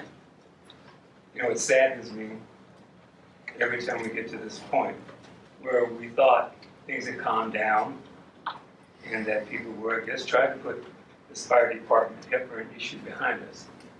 But then Tim Hepburn himself brings it up again. So that's not a mystery. It's not, why is it coming up again? Well, it's because Tim Hepburn asked for an item to come on the agenda on a subject that he clearly is continuing to be involved with. So I have a couple of questions for Tim. And one of the issues that I want to address is why can't we even get a fully functioning city council together on issues without having some people involved with confidential and other people not involved with confidential issues? Get that together and expect the individual who caused the issue in the first place to have anything to do with the fire chief and fire department. It makes absolutely no sense. I mentioned before, a couple of meetings back, that I was hoping that the individual named Mr. Hepburn would understand that the actions that you're taking, the continuous disruption, the continuous personal involvement of yourself in personnel issues, which is a violation, period. And you know that. The continued rollout of sharing information with citizens such as your friend and neighbor. I understand that some of the information I've looked at is public, that you have emails that also went to to Mr. Bowen. I don't get that. I don't understand why you're sharing personal issues, performance evaluation issues, with citizens not involved with the confidential actions of this council. The removal of the fire chief, the settlement of $5.5 million, the list of requested non-monetary concessions, including promotions of the union stewards who led these actions and a new incoming fire chief. Now this, and I thank you for clarifying what you're saying, because clearly it isn't what you intended, I guess, which is why you offered a clarification. But where does it intend? I don't understand why you continue to engage yourself with the fire department when you clearly see it's causing the problem. Explain why the city manager, whose position is to be the chief, as in any company your own, the general manager, one person, is in charge. And that board oversees it. The council is the board, oversees the city manager, like any company. That's normal. What you're proposing was not normal. And we just need to understand your positioning on it, not understand your ethics or your moral standing on this. Explain why, again, we should trust you with the fire department, given the numerous claims and settlements and the amount of money that the city and the JPIA, which has warned the city council and the city manager about your actions being a violation of municipal code, being violations of the firemen's rights. Yet you continue to persist in this area. I was hoping that one day you would see the light and say, maybe the council isn't the place for me.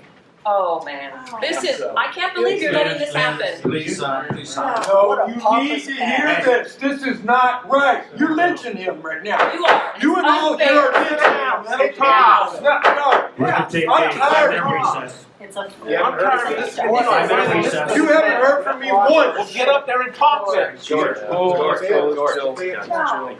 I know you can, but we got this is terrible. Sit down. Shut up. Wait for your turn.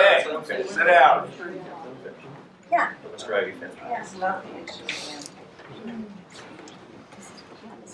We asked in the beginning for this to be civil, to respect the speakers, whether you agree with them or not. That's what this country is about. So please allow the speaker to finish. If you want to speak and you haven't spoken already, you're more than happy to do so.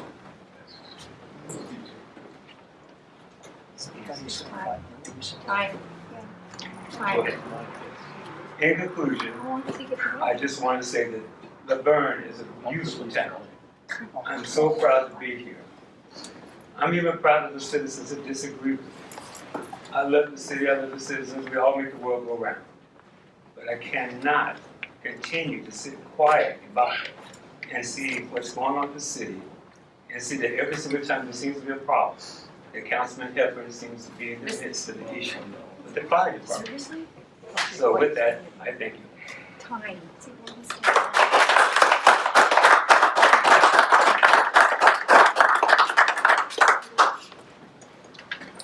Okay, I'm very direct report. I'm gonna try to keep it simple because this is getting way out of hand. I appreciated your comments earlier about how everybody was being so respectful and, we all have different opinions and rightfully so. There's nobody who's horrible in this room. People see things differently. I do want to say that although comments earlier were respectful, when this item came up, you kind of set the tone. Because I saw it became very personal for a number of you in how you responded and how you questioned. You were not sitting here trying to understand. You were trying to make points. And that just stirs everything up. And I would hope that you would be the leaders that could show decorum and respect and understand that you have different opinions too. But that's okay. You're our leaders. But I would like you to set the tone for how you speak to each other so that we can follow. Now, as far as the police chief, fire chief, to me it's pretty simple. Okay, you started with a police chief, so you had a procedure set up. Then things changed. Well, the city started a long, long, long time ago, and there have been a whole lot of police chiefs since 1906. But you stuck with that process. To me, it's not that big a deal to just have the same process, whichever it is. It's not that big a deal. If the city manager is the one who does the oversight, great. If the council is involved in choosing a police chief, I don't see any issue where it needs to be a big political thing to have the same thing for a fire chief. That's it. It's not that big a deal. So let's put the politics and the bad feelings aside and get back to what you asked for at the very beginning of the meeting. Decorum, respect, and rational thought and kindness.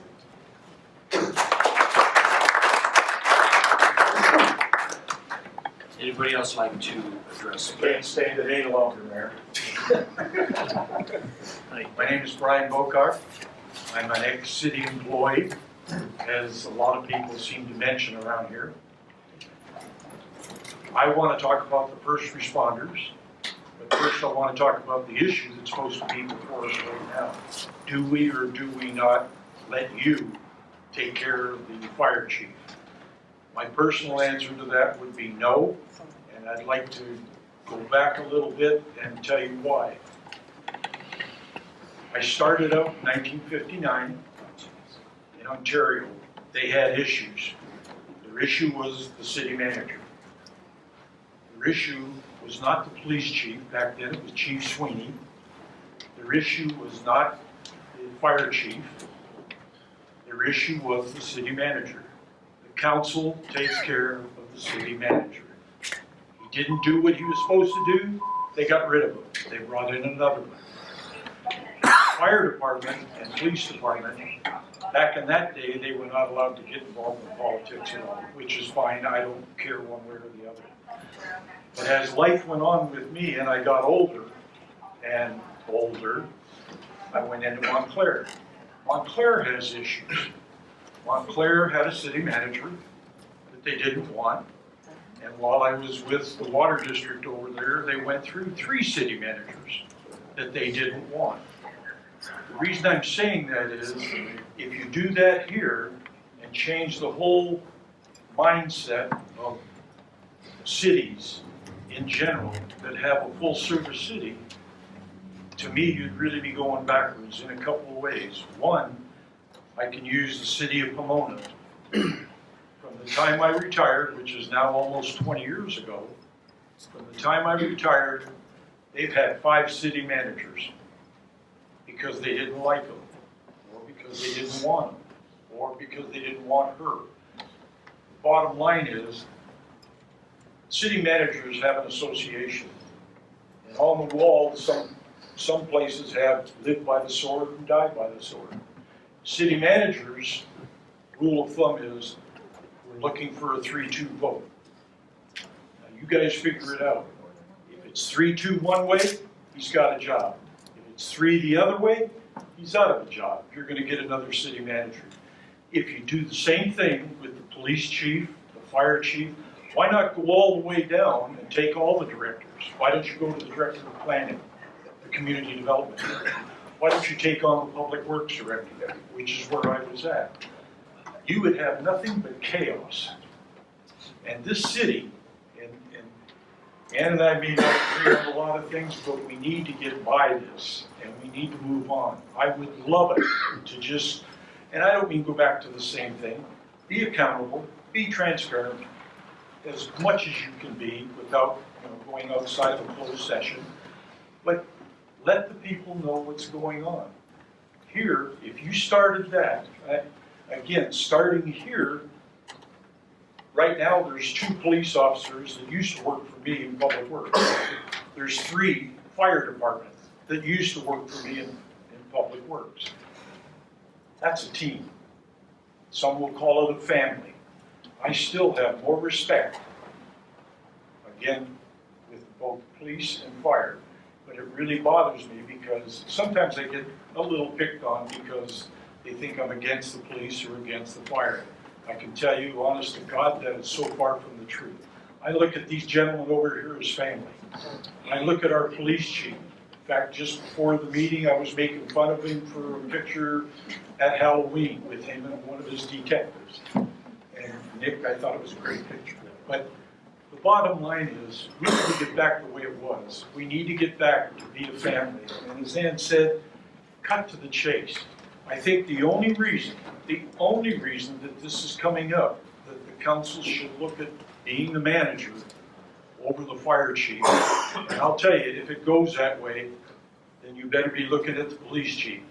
Then you're gonna be the manager over that. No matter how these people are gonna feel, it's gonna be up to you. And then it's not gonna be based on what we want you to do and do your job. It's gonna be based on, well, I wanna get Mirror in there because he doesn't want the fire chief and neither do I.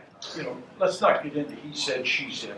I think you talk about wasting money, that's a waste of money. And I think the people here deserve more than that. And I'll end with this because now, as just a resident, I think I can say it. These are your first responders. But there are no first responders out there unless Mr. Kesey in the Public Works Department. These guys get to drive on the roads that we put down. They have the fire hydrants that we put in.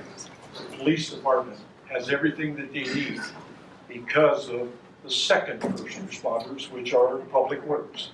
They never get the notification, but here's a fact that just came out of the Public Works industry. There are more Public Works people dying or killed on the street than there has been police and fire for the last 5 years. I thought that won't be up.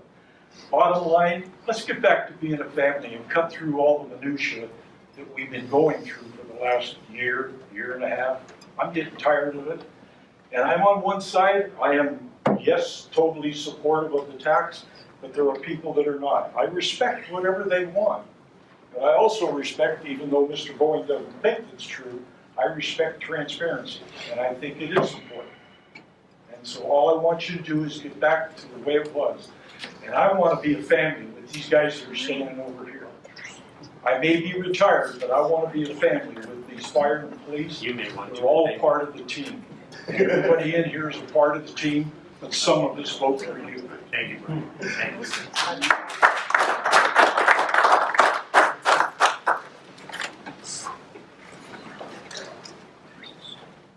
Hi, Ben.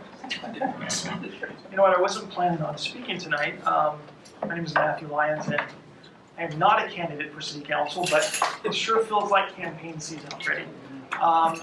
You know what? If you could just do me a favor, remove the fact that this idea came from Councilmember Hepburn. Remove the fact that this agenda item came from a discussion with Rick Bowen. And talk about a policy that goes back to 1906 from what I understand, to hire your first employee. It's a best practice. You've been doing it since 1906.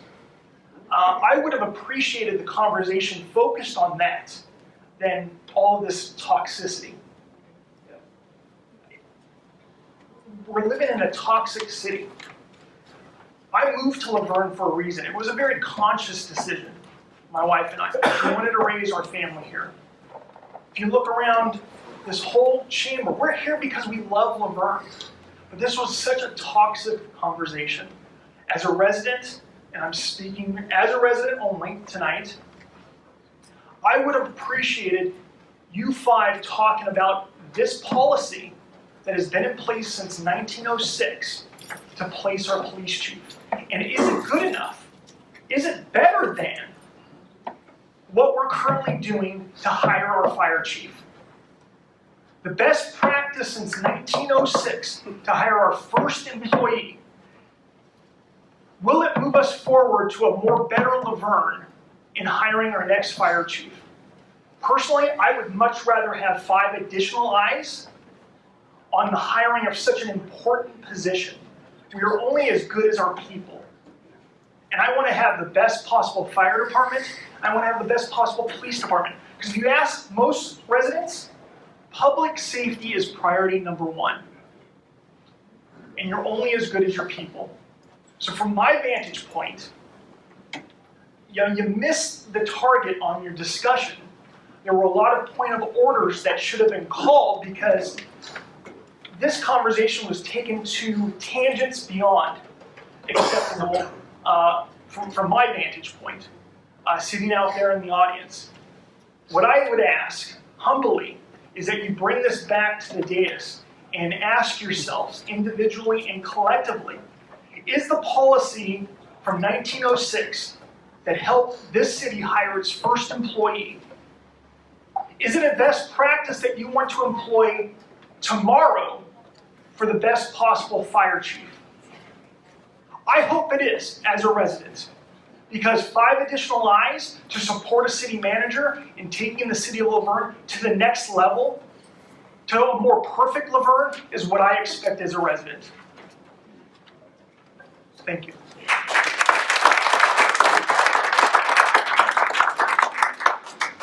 Is there anybody else who would like to speak? Rick, you've already spoken on this item. I was called out 3 times. Rick, Let the you've already- character you've already- assassination Rick, continue you've already spoken on without. this item, so please sit down. Mr. Mayor, Rick, you should be Rick, please sit ashamed. down.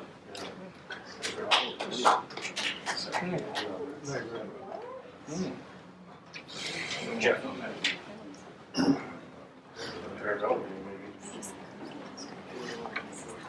Jeff Bassler, 1834 Essex Avenue. My understanding is your proposal was initially to make it so that the fire chief was hired and managed by the council.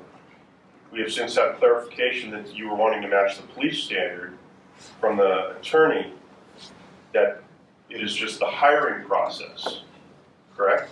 That is correct. And so that's what we're aiming for at this point. And I agree, like was stated earlier, doing things the way they've been done just because they've been done that way is not the best reason. However, that may apply better to the police chief position than the fire chief, because since 1906 we've continued to do that because it was done the first time. If we are going to make a change, which I'm not saying we shouldn't, you should be able to justify a very good reason for making such a change. And Mr. Davis asked you a question that you responded to as if you'd answered it already. And the question was, had the last police chief been hired by the 5 members of the council, what would have been different? Because all the members of the council had liked that police chief, or fire chief rather. It would have had no difference, no bearing whether or not he got hired, because there was agreement at the time of hiring. Clearly something changed down the road. And the way I see it, your proposed change would have no impact on that process, because you'd hire somebody in agreement and something can change down the road. So if you've got a means by which you can suggest your change is going to have impact going forward, I think it's worth discussion. But if you're not solving a problem, I think you're just creating your own problem.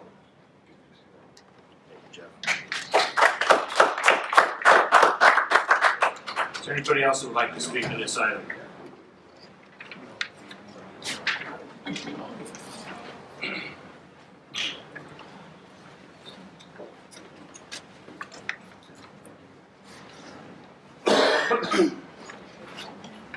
Mr. Mayor, council members, staff, Murphy, Raymond Drive. I want to maybe circle back on a couple people. I'm going to tell you right now, Tim, if this didn't hit the agenda tonight, we wouldn't be talking about it. So those people that said, you know, let this go, why don't you? It's on the agenda and you put it there. So that's why we're discussing it as a city, which is our right as citizens who live here. I just wanted to really call out, we didn't have this discussion on taxes. How sad is that? We didn't have this division in the room over taxes. That's how bad this is. And I'm a little confused like the last speaker was. It started out as management, then it went to hiring. Then I heard Mr. Bowen get up here, it was back to management. I'm really not sure, so for the record, this is just the selection process period. Because it will change my comments, I just want to make sure I'm going to speak to the right thing. Selection only? Okay. So I heard Ms. Del Toro get up here and Ms. Anderson get up here, and they talked about that it's not fair for people to stand up here and talk about this. But we went 18 months listening to people stand up here and go after the mayor, other city council members, the city manager, and of course our fire chief. And we couldn't hear anything else from the dais because it was at the attorney's request.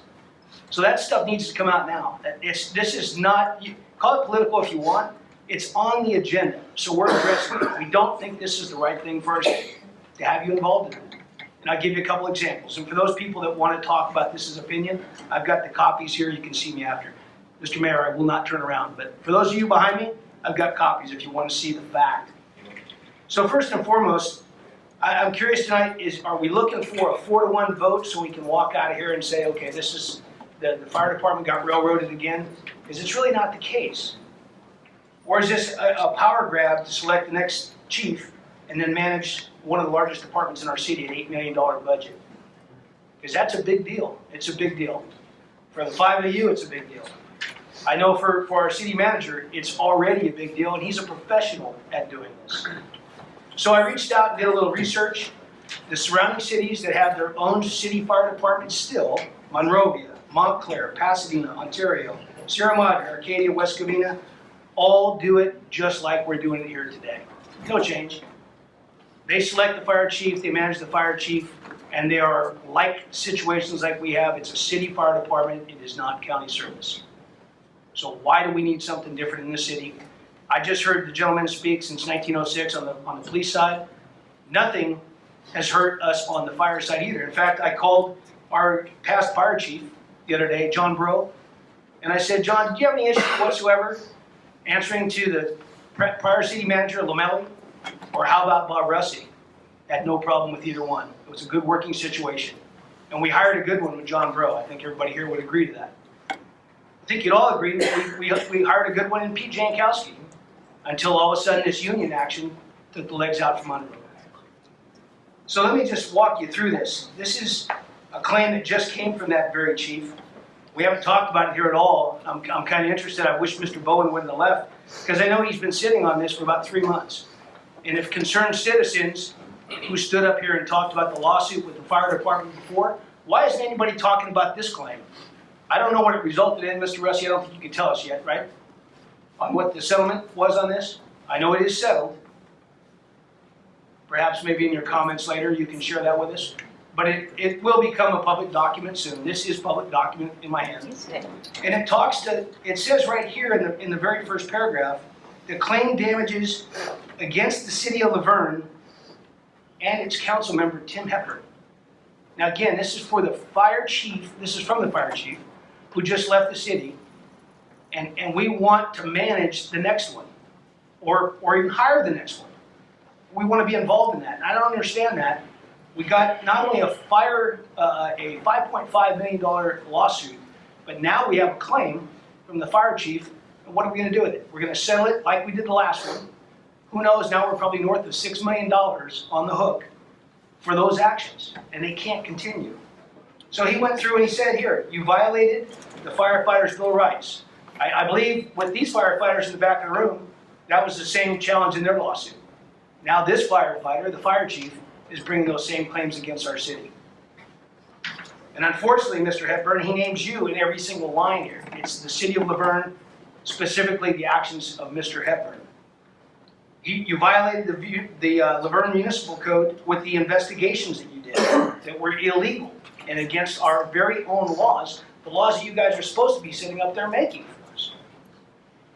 Defamation of character, loss of reputation, invasion of privacy. We heard earlier about going after HIPAA and asking for medical records on the chief that was on leave. There were many employees in the city that were on leave at the same time. None of those were addressed. And a letter from Mr. Russi, which is public record and I have a copy, states that very thing, that you should not pursue what you're going after with Chief Jankowski. It does look like you're going after him. And yet you want to hire the next one and potentially manage him down the road. It's a bad idea. So this claim, I'm sorry, it's not a lawsuit. This claim right here that was just settled with the chief is gonna cost the city a lot more money based on your actions. That's a concern. So I say here, for those that sit behind me that talked about the union lawsuit against the firefighters, innocent people don't settle, then why did we settle this one with the chief? That's a concern. So I ask you this, do you see a valid concern from those that have stood up here tonight, why this is a bad idea? Do you still feel like this is something we should go forward with? Then I'm concerned about opening ourselves for future lawsuits. We had the one with the fire department, 5.5, Pete Jankowski. We had another one with the firefighters union with the state. So the question is, we're 0 for 3 when you've been involved at that level, acting beyond your current role as our council member. Remember, I voted you there 4 years ago, but this isn't what I voted you to do. So what assurances can we have from the city council that if we allow this to go through, you won't abuse the power further? I'd like to hear what those guarantees are, so that we don't have lawsuit number 4. Mr. Russi, I'm curious, our insurance company, will they even cover us going forward? Because I want to read real quickly, and I'll end with that, but we had a letter from the JPIA, our insurer, and I'm going to read a couple pieces of it. And at the time, this was before the recent claim, so this is back in October of 2018, and it states here that we may not be insured and there may be challenges going forward. This is before that claim with the chief was even settled. Anyway, it goes on and it says here that we believe that Mr. Hepburn's public commentary regarding Chief Jankowski from the dais may violate the highlighted section of the above language and may put the city's coverage in jeopardy. And I think Councilmember Carter had mentioned that once before, that they had already signaled that they may be challenged to give us further insurance. I'd love to hear that tonight, whether that's going to continue. The California JPI reserves the right to request a coverage modification from the executive committee for this loss and future losses, should there be a finding that the MOC PLP has been violated. Finally, we suggest that you confer directly with qualified labor and employment counsel relative to Mr. Hepburn's public calls for Chief Jankowski's termination. Again, the same fire chief we're talking about here. And here we are standing up there trying to fire a guy from the dais. I don't get it. The above noted comments as well, I'll skip that part. I know people are falling asleep behind me. Yeah. Failure to follow the Firefighters Bill of Rights in dealing with firefighter disciplinary issues will unnecessarily expose the city to exposure from potential claim or suit from Chief Jankowski. Now there's a look forward. So they called it and it happened. Mr. Hepburn's actions should quickly be evaluated and corrected if found to be in violation of the Firefighters Bill of Rights. So I'm sorry, but it's tough to stand up here and understand that agenda item. And again, would we even have this conversation had that not been on the agenda? There's nothing there to drive it. This is in order of that agenda item. So it really begs the question, what are you trying to do with this resolution? It just doesn't make any sense. So here's my last thought. If there were, I'm sorry, we're going to skip that because you said you wouldn't be managing them, so that doesn't matter. So I'm going to leave it with this. Councilmember Carter, I think your suggestion of opening the closed session and really airing this thing out and getting it past us once and for all. We did 18 months hearing from one side. We heard the union stand up here with their legal counsel and continue on meeting after meeting. And we got to hear exactly what their side of this was, what their position was. We sat out there and we listened. We listened to attacks on the city council, the management, the fire chief, and now it's time to hear the other side of that story if you want to put this to bed the right way. Thanks for listening.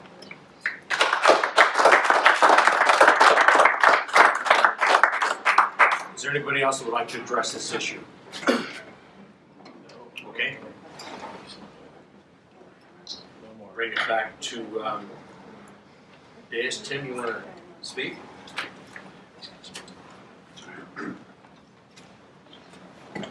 I appreciate all the comments, whether true or not. It is campaign season. I appreciate the campaigning. My intentions, and always my intentions of the city, is to serve the people and serve the employees and make sure that we're doing the right thing for everyone here. As far as an investigation, if you call an investigation after sitting in a firefighters association meeting while they're introducing and checking candidates to see who is going to be up for election, and someone yells out, "We have expired SCBA tanks at the fire station," which is their self-contained breathing apparatus. I said, "You're kidding me." So immediately I went to the fire station, walked in the fire station and said, "May I please see the bottles? Are they expired?" They walked me into the area in the back of the fire station. Every single bottle was expired. Now, if that's my action and I'm getting in trouble for that, or asking questions to the fire chief regarding that, I think as a resident and a council member, I have that right. If I save one life of a firefighter or a resident by that action, that's a good action, and I'd do it again. All these issues that people are telling me that I had closed session violations, you people can all think what you want. Any decision I ever make is for the good of the people, the good of the employees, and I speak to all of them. It just amazes me, you know, assassination of a character. It's easy, my council members up here, to try to assassinate me with their comments. You know, you can do whatever you want. I was elected into this office to do a job. If you choose me to be a mayor, that's fine. If not, I'll move on. Kathy, I really appreciate your comments, but have the facts. Have the facts. Jim, really appreciate your comments too. Have the facts. It was a complaint. The 27 or 28 people that had a complaint against the city for undue treatment, that's the real truth of the story. I had nothing to do with that. That was the firefighters, that was their union, that they had issues. And yes, I did say the fire chief should be fired or at least put on administrative leave. Yes, the JPIA did send a letter out, and the city manager did send it to me. And I said, oh, and I talked to the JPIA. And they said, you're a council member, you need to watch what you say on the dais. I said, I understand. That was it. As far as the privacy, as far as medical leave, yes, I did email the city manager asking. We follow all the guidelines for medical leave to make sure that we're not in a lawsuit situation with other employee groups. And I was told, as Mr. Murphy has all the information, apparently, that basically that you might be infringing upon someone's private rights. At that point, I dropped it. But I did ask the question, as a council member, when you have a fire chief that's gone, that leaves on administrative leave, but not even administrative leave, on medical leave, you ask the questions, why? Now this idea tonight, I apologize the way I phrased it, but all I want to do is have the council oversee the hiring of a fire chief. Is it that difficult? I stated it already, the two largest groups in this community that save our people's lives, and people's lives that come into this community. I don't get it. I don't get it. You know? You can destroy my character all you want, but you know what? Since the day I came into this community 36 plus years ago, had our first child here, donated time and money to every single thing that we ever involved ourselves in, whether it be PTA, whether it be boosters, whether it be our winter wonderland, whether it be our wine walks.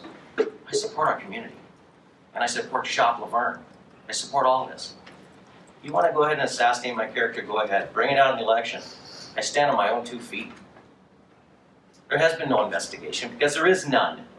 You want to do one? Do one. Go ahead. Bring it on. Go ahead. Mr. Murphy, go ahead. You've got more information. Kathy, you've got great information. It's amazing how people get information that's private, too. That's between a city manager and a city council member. You can all shake your head. You're the ones trying to destroy me. Well, guess what? It's not going to happen. I'm a business owner. I know how to run a business. I know how to help to run a community. And even with all this stuff going on, with this firefighter lawsuit that did affect our community, I'm not gonna lie, it's not good. And right now our fire department's suffering for it. And thank goodness that we did get a good fire chief in there, and I will give City Manager Rusty kudos on that. That was a good call. It's a good call. It kind of took us back to normal. But we need to move forward. And it is election time. Mr. Ivey, I appreciate all your comments. Maybe you should do that when you pull your papers. Go right ahead. I stand on my own 2 feet. I've done nothing but ever help any resident here and rally the troops to make sure that they get taken care of and make sure they're not abused, or their property's not taken away, or their golf courses are protected, are closed and not let builders come in and build on them. Our mobile home communities, to make sure we've set ordinances up. We did this all as a council up here, not just one member, all of us, to make sure that this community's safe. So I challenge the people that want to challenge me. Mr. Lyons, thank you for the comment. It's just strictly an idea. You guys want to go ahead and assassinate me every time I bring up an idea, go ahead. Go ahead. Waste the time. It's wasted time. Sorry, it's wasted time. We have other things to do. But thank you for all being here. I do appreciate it.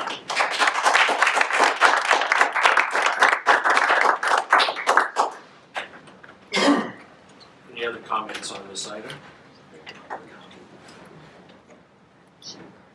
As we've seen tonight, practices can become highly politicized.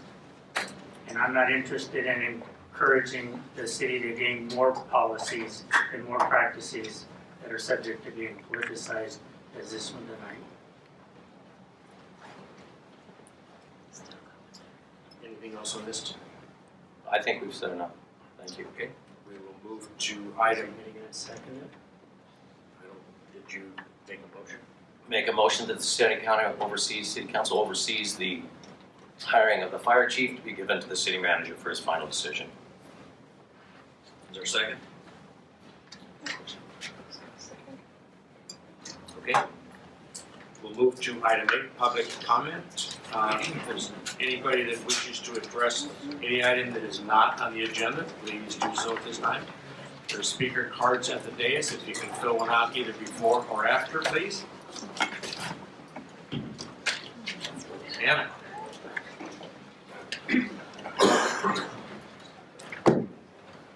Ann Anderson. This may be an odd question because I usually been in the public sector. How come we don't have an HR person, a really good HR person in the city? I mean, somebody who knows how to deal with collective bargaining and that kind of stuff. You don't have that in cities? Sit in the front row, right there. You're HR? How come everything goes through you then? Yes, he's very good. I don't understand how it works. Usually an HR person usually stands independent, and that's why I said I'm in the board. So I don't understand how it works here. So you can answer your own staff. If you want to spend some time in the personnel system, I'll be happy to. So just basically, so he spend time reports with you. I'm to. not going to use time here explaining the personnel system. If you want to, I'll happily sit down with you. Okay, we'll sit down. Okay. When you want to sit down. Tomorrow or Wednesday. Right. Okay. I'll make an appointment. Wow. Yes.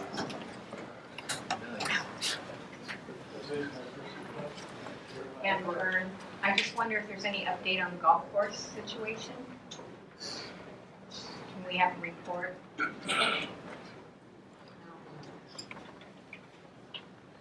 Thank you, that's all. Just a minute. Okay. And Bob, you have for Eric? Going to look to Eric. I don't think we've had, we put our last update up there, I want to say 3 weeks ago. We've been tracking the calls or the intake of information. We've had 125 or so input from residents, so we appreciate those. There's really been no significant change, good and bad.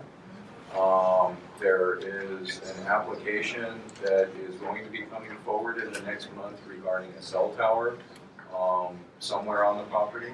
But outside of that, there really hasn't been any activity. They've been responsive when we've had concerns that have come up. I got something just today that I guess there's been some teenagers that have been trespassing. That's when we're passing out the police, but that's really been the only thing that we've had as of late. Well, I have one little issue. I'm on the HOA board of Sierra Laverne, and there's one section that's kind of been in question on who takes care of that. And we've talked to BC Russell several times, and there's one area that goes all the way up to our property line that's, he says it's the golf course property, and it's dead. It's crispy brown and dead, and we need to have them take responsibility to get that cleaned up.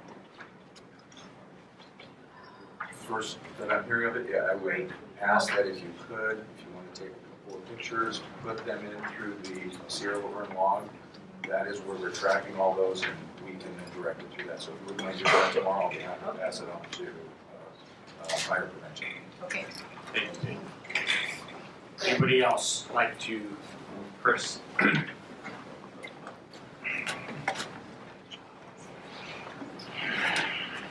Good evening, council, mayor. I'm unfortunately able to tell you that it's the car show weekend coming up, right? We got the car show in town. So you guys all kind of come to the car show. I forgot to say at the front of the meeting, this is an odd weekend for us. Years in the past, the downtown's always been on the Saturday after Thanksgiving. Due to a calendar anomaly and Thanksgiving's late this year, the Divid moved it to the car show this weekend. It's the 23rd. Come down, enjoy. Businesses have special deals. About 350 cars are going to be down there. I really love this city when we do things like that. So please come down to the car show. It's one of the jewels of this city, and I would love for everyone to participate. Thank you very much. Thanks, Chris.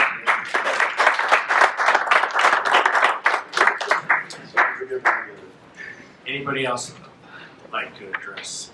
Yes, sir.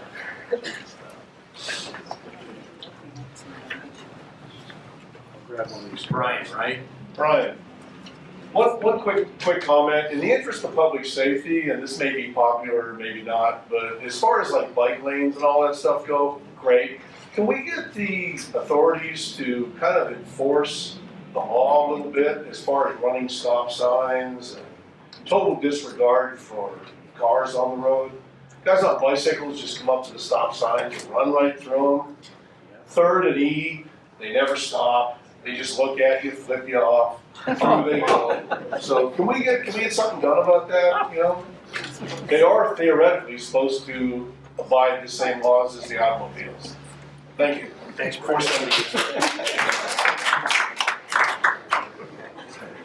Anybody else like to address the council on the public comment? Okay. Mr. Mayor, if I can share one thing that going back to one of the comments that Councilmember Hepburn made. Can you talk louder? Sorry, one of the comments that Councilmember Hepburn made, and I want to make clarification. It was about communications that supposedly I didn't provide. Those communications were requested under a Public Records Act. I did not produce anything that was not confidential in any way. I've had numerous public records requests that have come through from multiple inputs. So when requested, I have to produce those things as the council is aware. So there was kind of a suggestion there that it was otherwise, but they were public documents. Okay, we'll move on to item 9, council comments. Who'd like to start? Charlie? Okay. Along the bike lane situation, 2 weeks ago I was going to Trader Joe's and I had a number of bicyclists that instead of, they were in the bike lane, but then 3 of them were not in the bike lane because they were riding 5 o'clock. And I wanted to stop and say something about, you know, if you could go single file or if you just do 2, it's probably going to be okay. And so I said, excuse me, and they said very profane gesture to me, and I wasn't able to communicate to them because I personally didn't want to get to. So on the way back, I see our police units there and our fire department there, and unfortunately, a bicyclist under the car. Now, the bicyclist was in the number 2 traffic lane, almost into the number 1 traffic lane. And what I surmised by the people that I spoke with at that time was that he was trying to catch up to the people in front to carry on a conversation with them. But he pulled out right in front of the car. I would appreciate if the people that ride bicycles adhere to the law that says in the bicycle lane, you ride single file, and if there's room enough provided, go ahead and bend it a little bit, 2 in the lane, but not 4 or 5. That's all. Good idea. Weird. Nothing tonight, thank you. You were with me at some of these. Okay, you get to talk about them then. You're not talking about bikes. I brought up earlier a subject, and I'm going to come back to this. I just want to explain. It's been said that for the last 2 years, constantly we hear, you're not telling us, let us know. Everybody keeps asking, still to this day, what we're, why did you come to what decision you made, this and that. We were obligated in closed session not to talk about what takes place in closed session. When we meet with our insurance agency, that is confidential. So that's why we could not talk till the cases were settled. That's why tonight I am asking that the community deserves, we've heard tonight, Tim, the facts, we want to know the facts, transparency. Everybody wants transparency. That's what I'm asking for. I'm asking that open session, that closed session, which was a privilege for us to have closed session to be able to handle topics and issues about the city. That's what that is always for. We do our job according to the rules.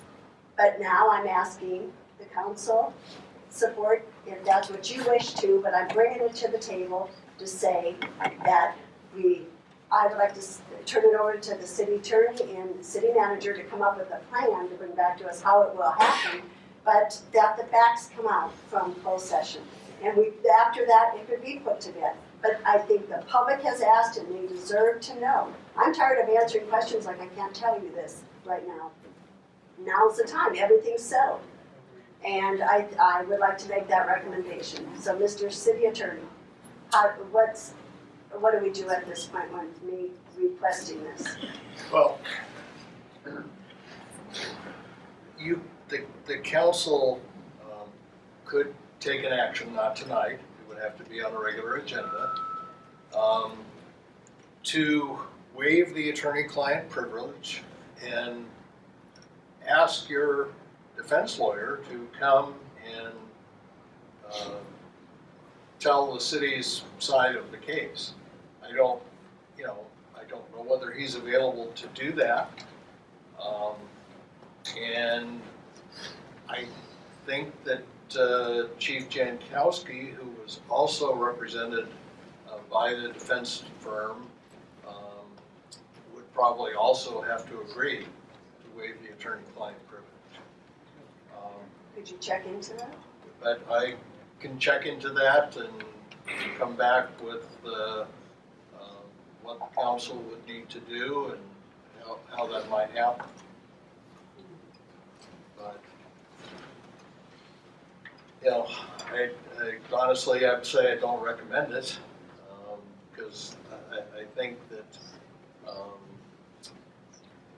I don't think this is going to be put to bed in that manner. I think if that kind of discussion is held, I think there'll probably be 2 attorneys in the room and it'll be back at it. But that's certainly a decision for the council to make, and I will, as requested, provide some advice on how to do it. Okay. Anything else? No, not at this time. Yeah. Well, we had a number of things. I'm going to hit a little bit. I know you're going to talk about Veterans Day, but cross off some of the things you talk about.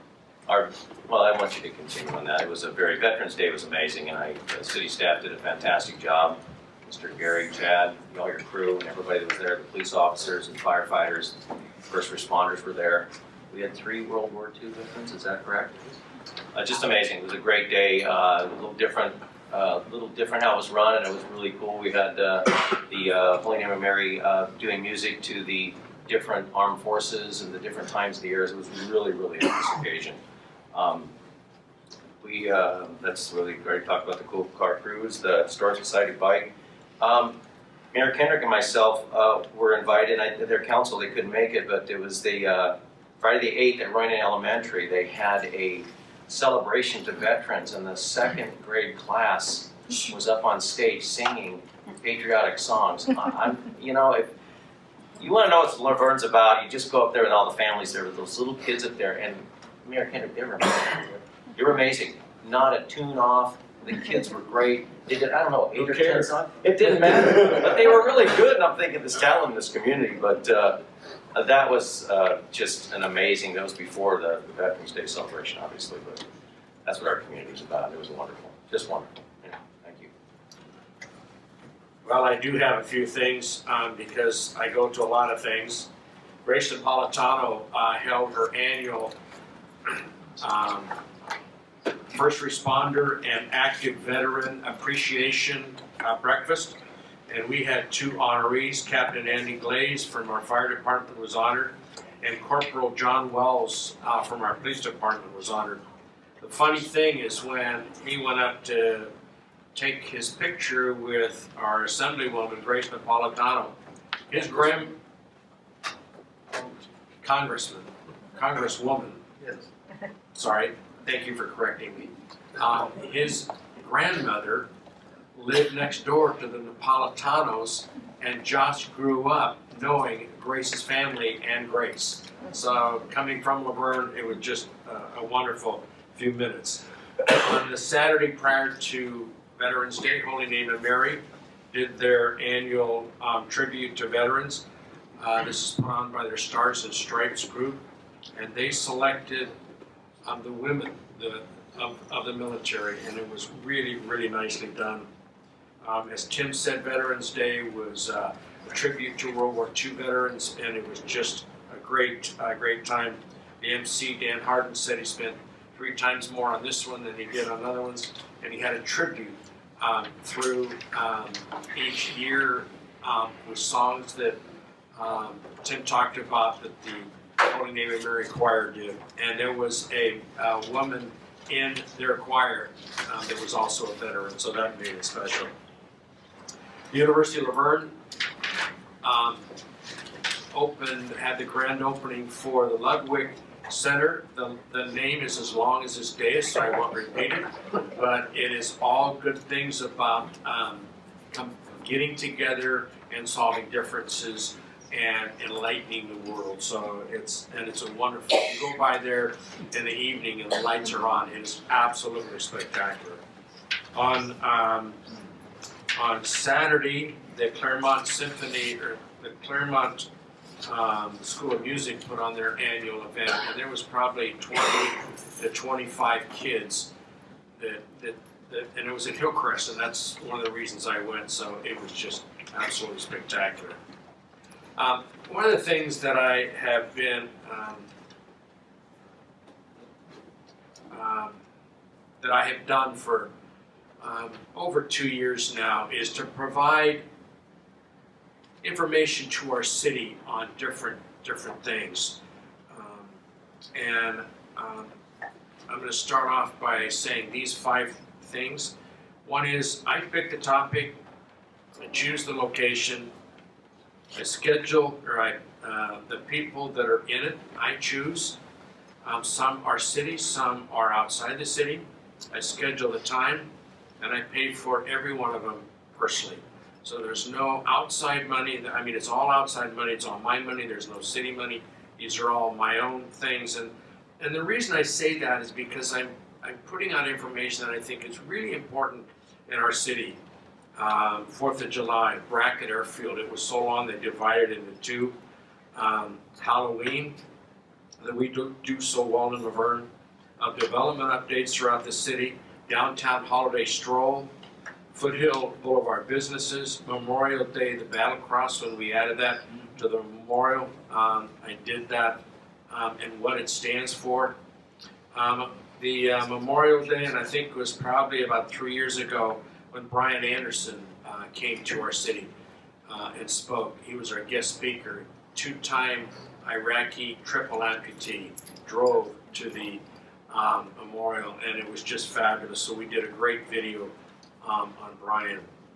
Norm's Hangar, Pomona Valley Hospital Urgent Care when it opened, to give everybody in Laverne the opportunity to see it on video. Hannah did a video on Hannah, or Katrina Hannah. Katrina was the one surviving. We lost a young girl at the October 1st Vegas. But Hannah was saved by 2 Marines and an Army sergeant that was a veteran. And we did a Memorial Day honoring all those people along with Hannah. And we probably had 1,000 people there. It was wonderful. We did a video on that so our city would get to see that. General plan update. Did one on AB 109, 47 and 57. We talked about that tonight. Did one on our Liberty Bell, which is really fun.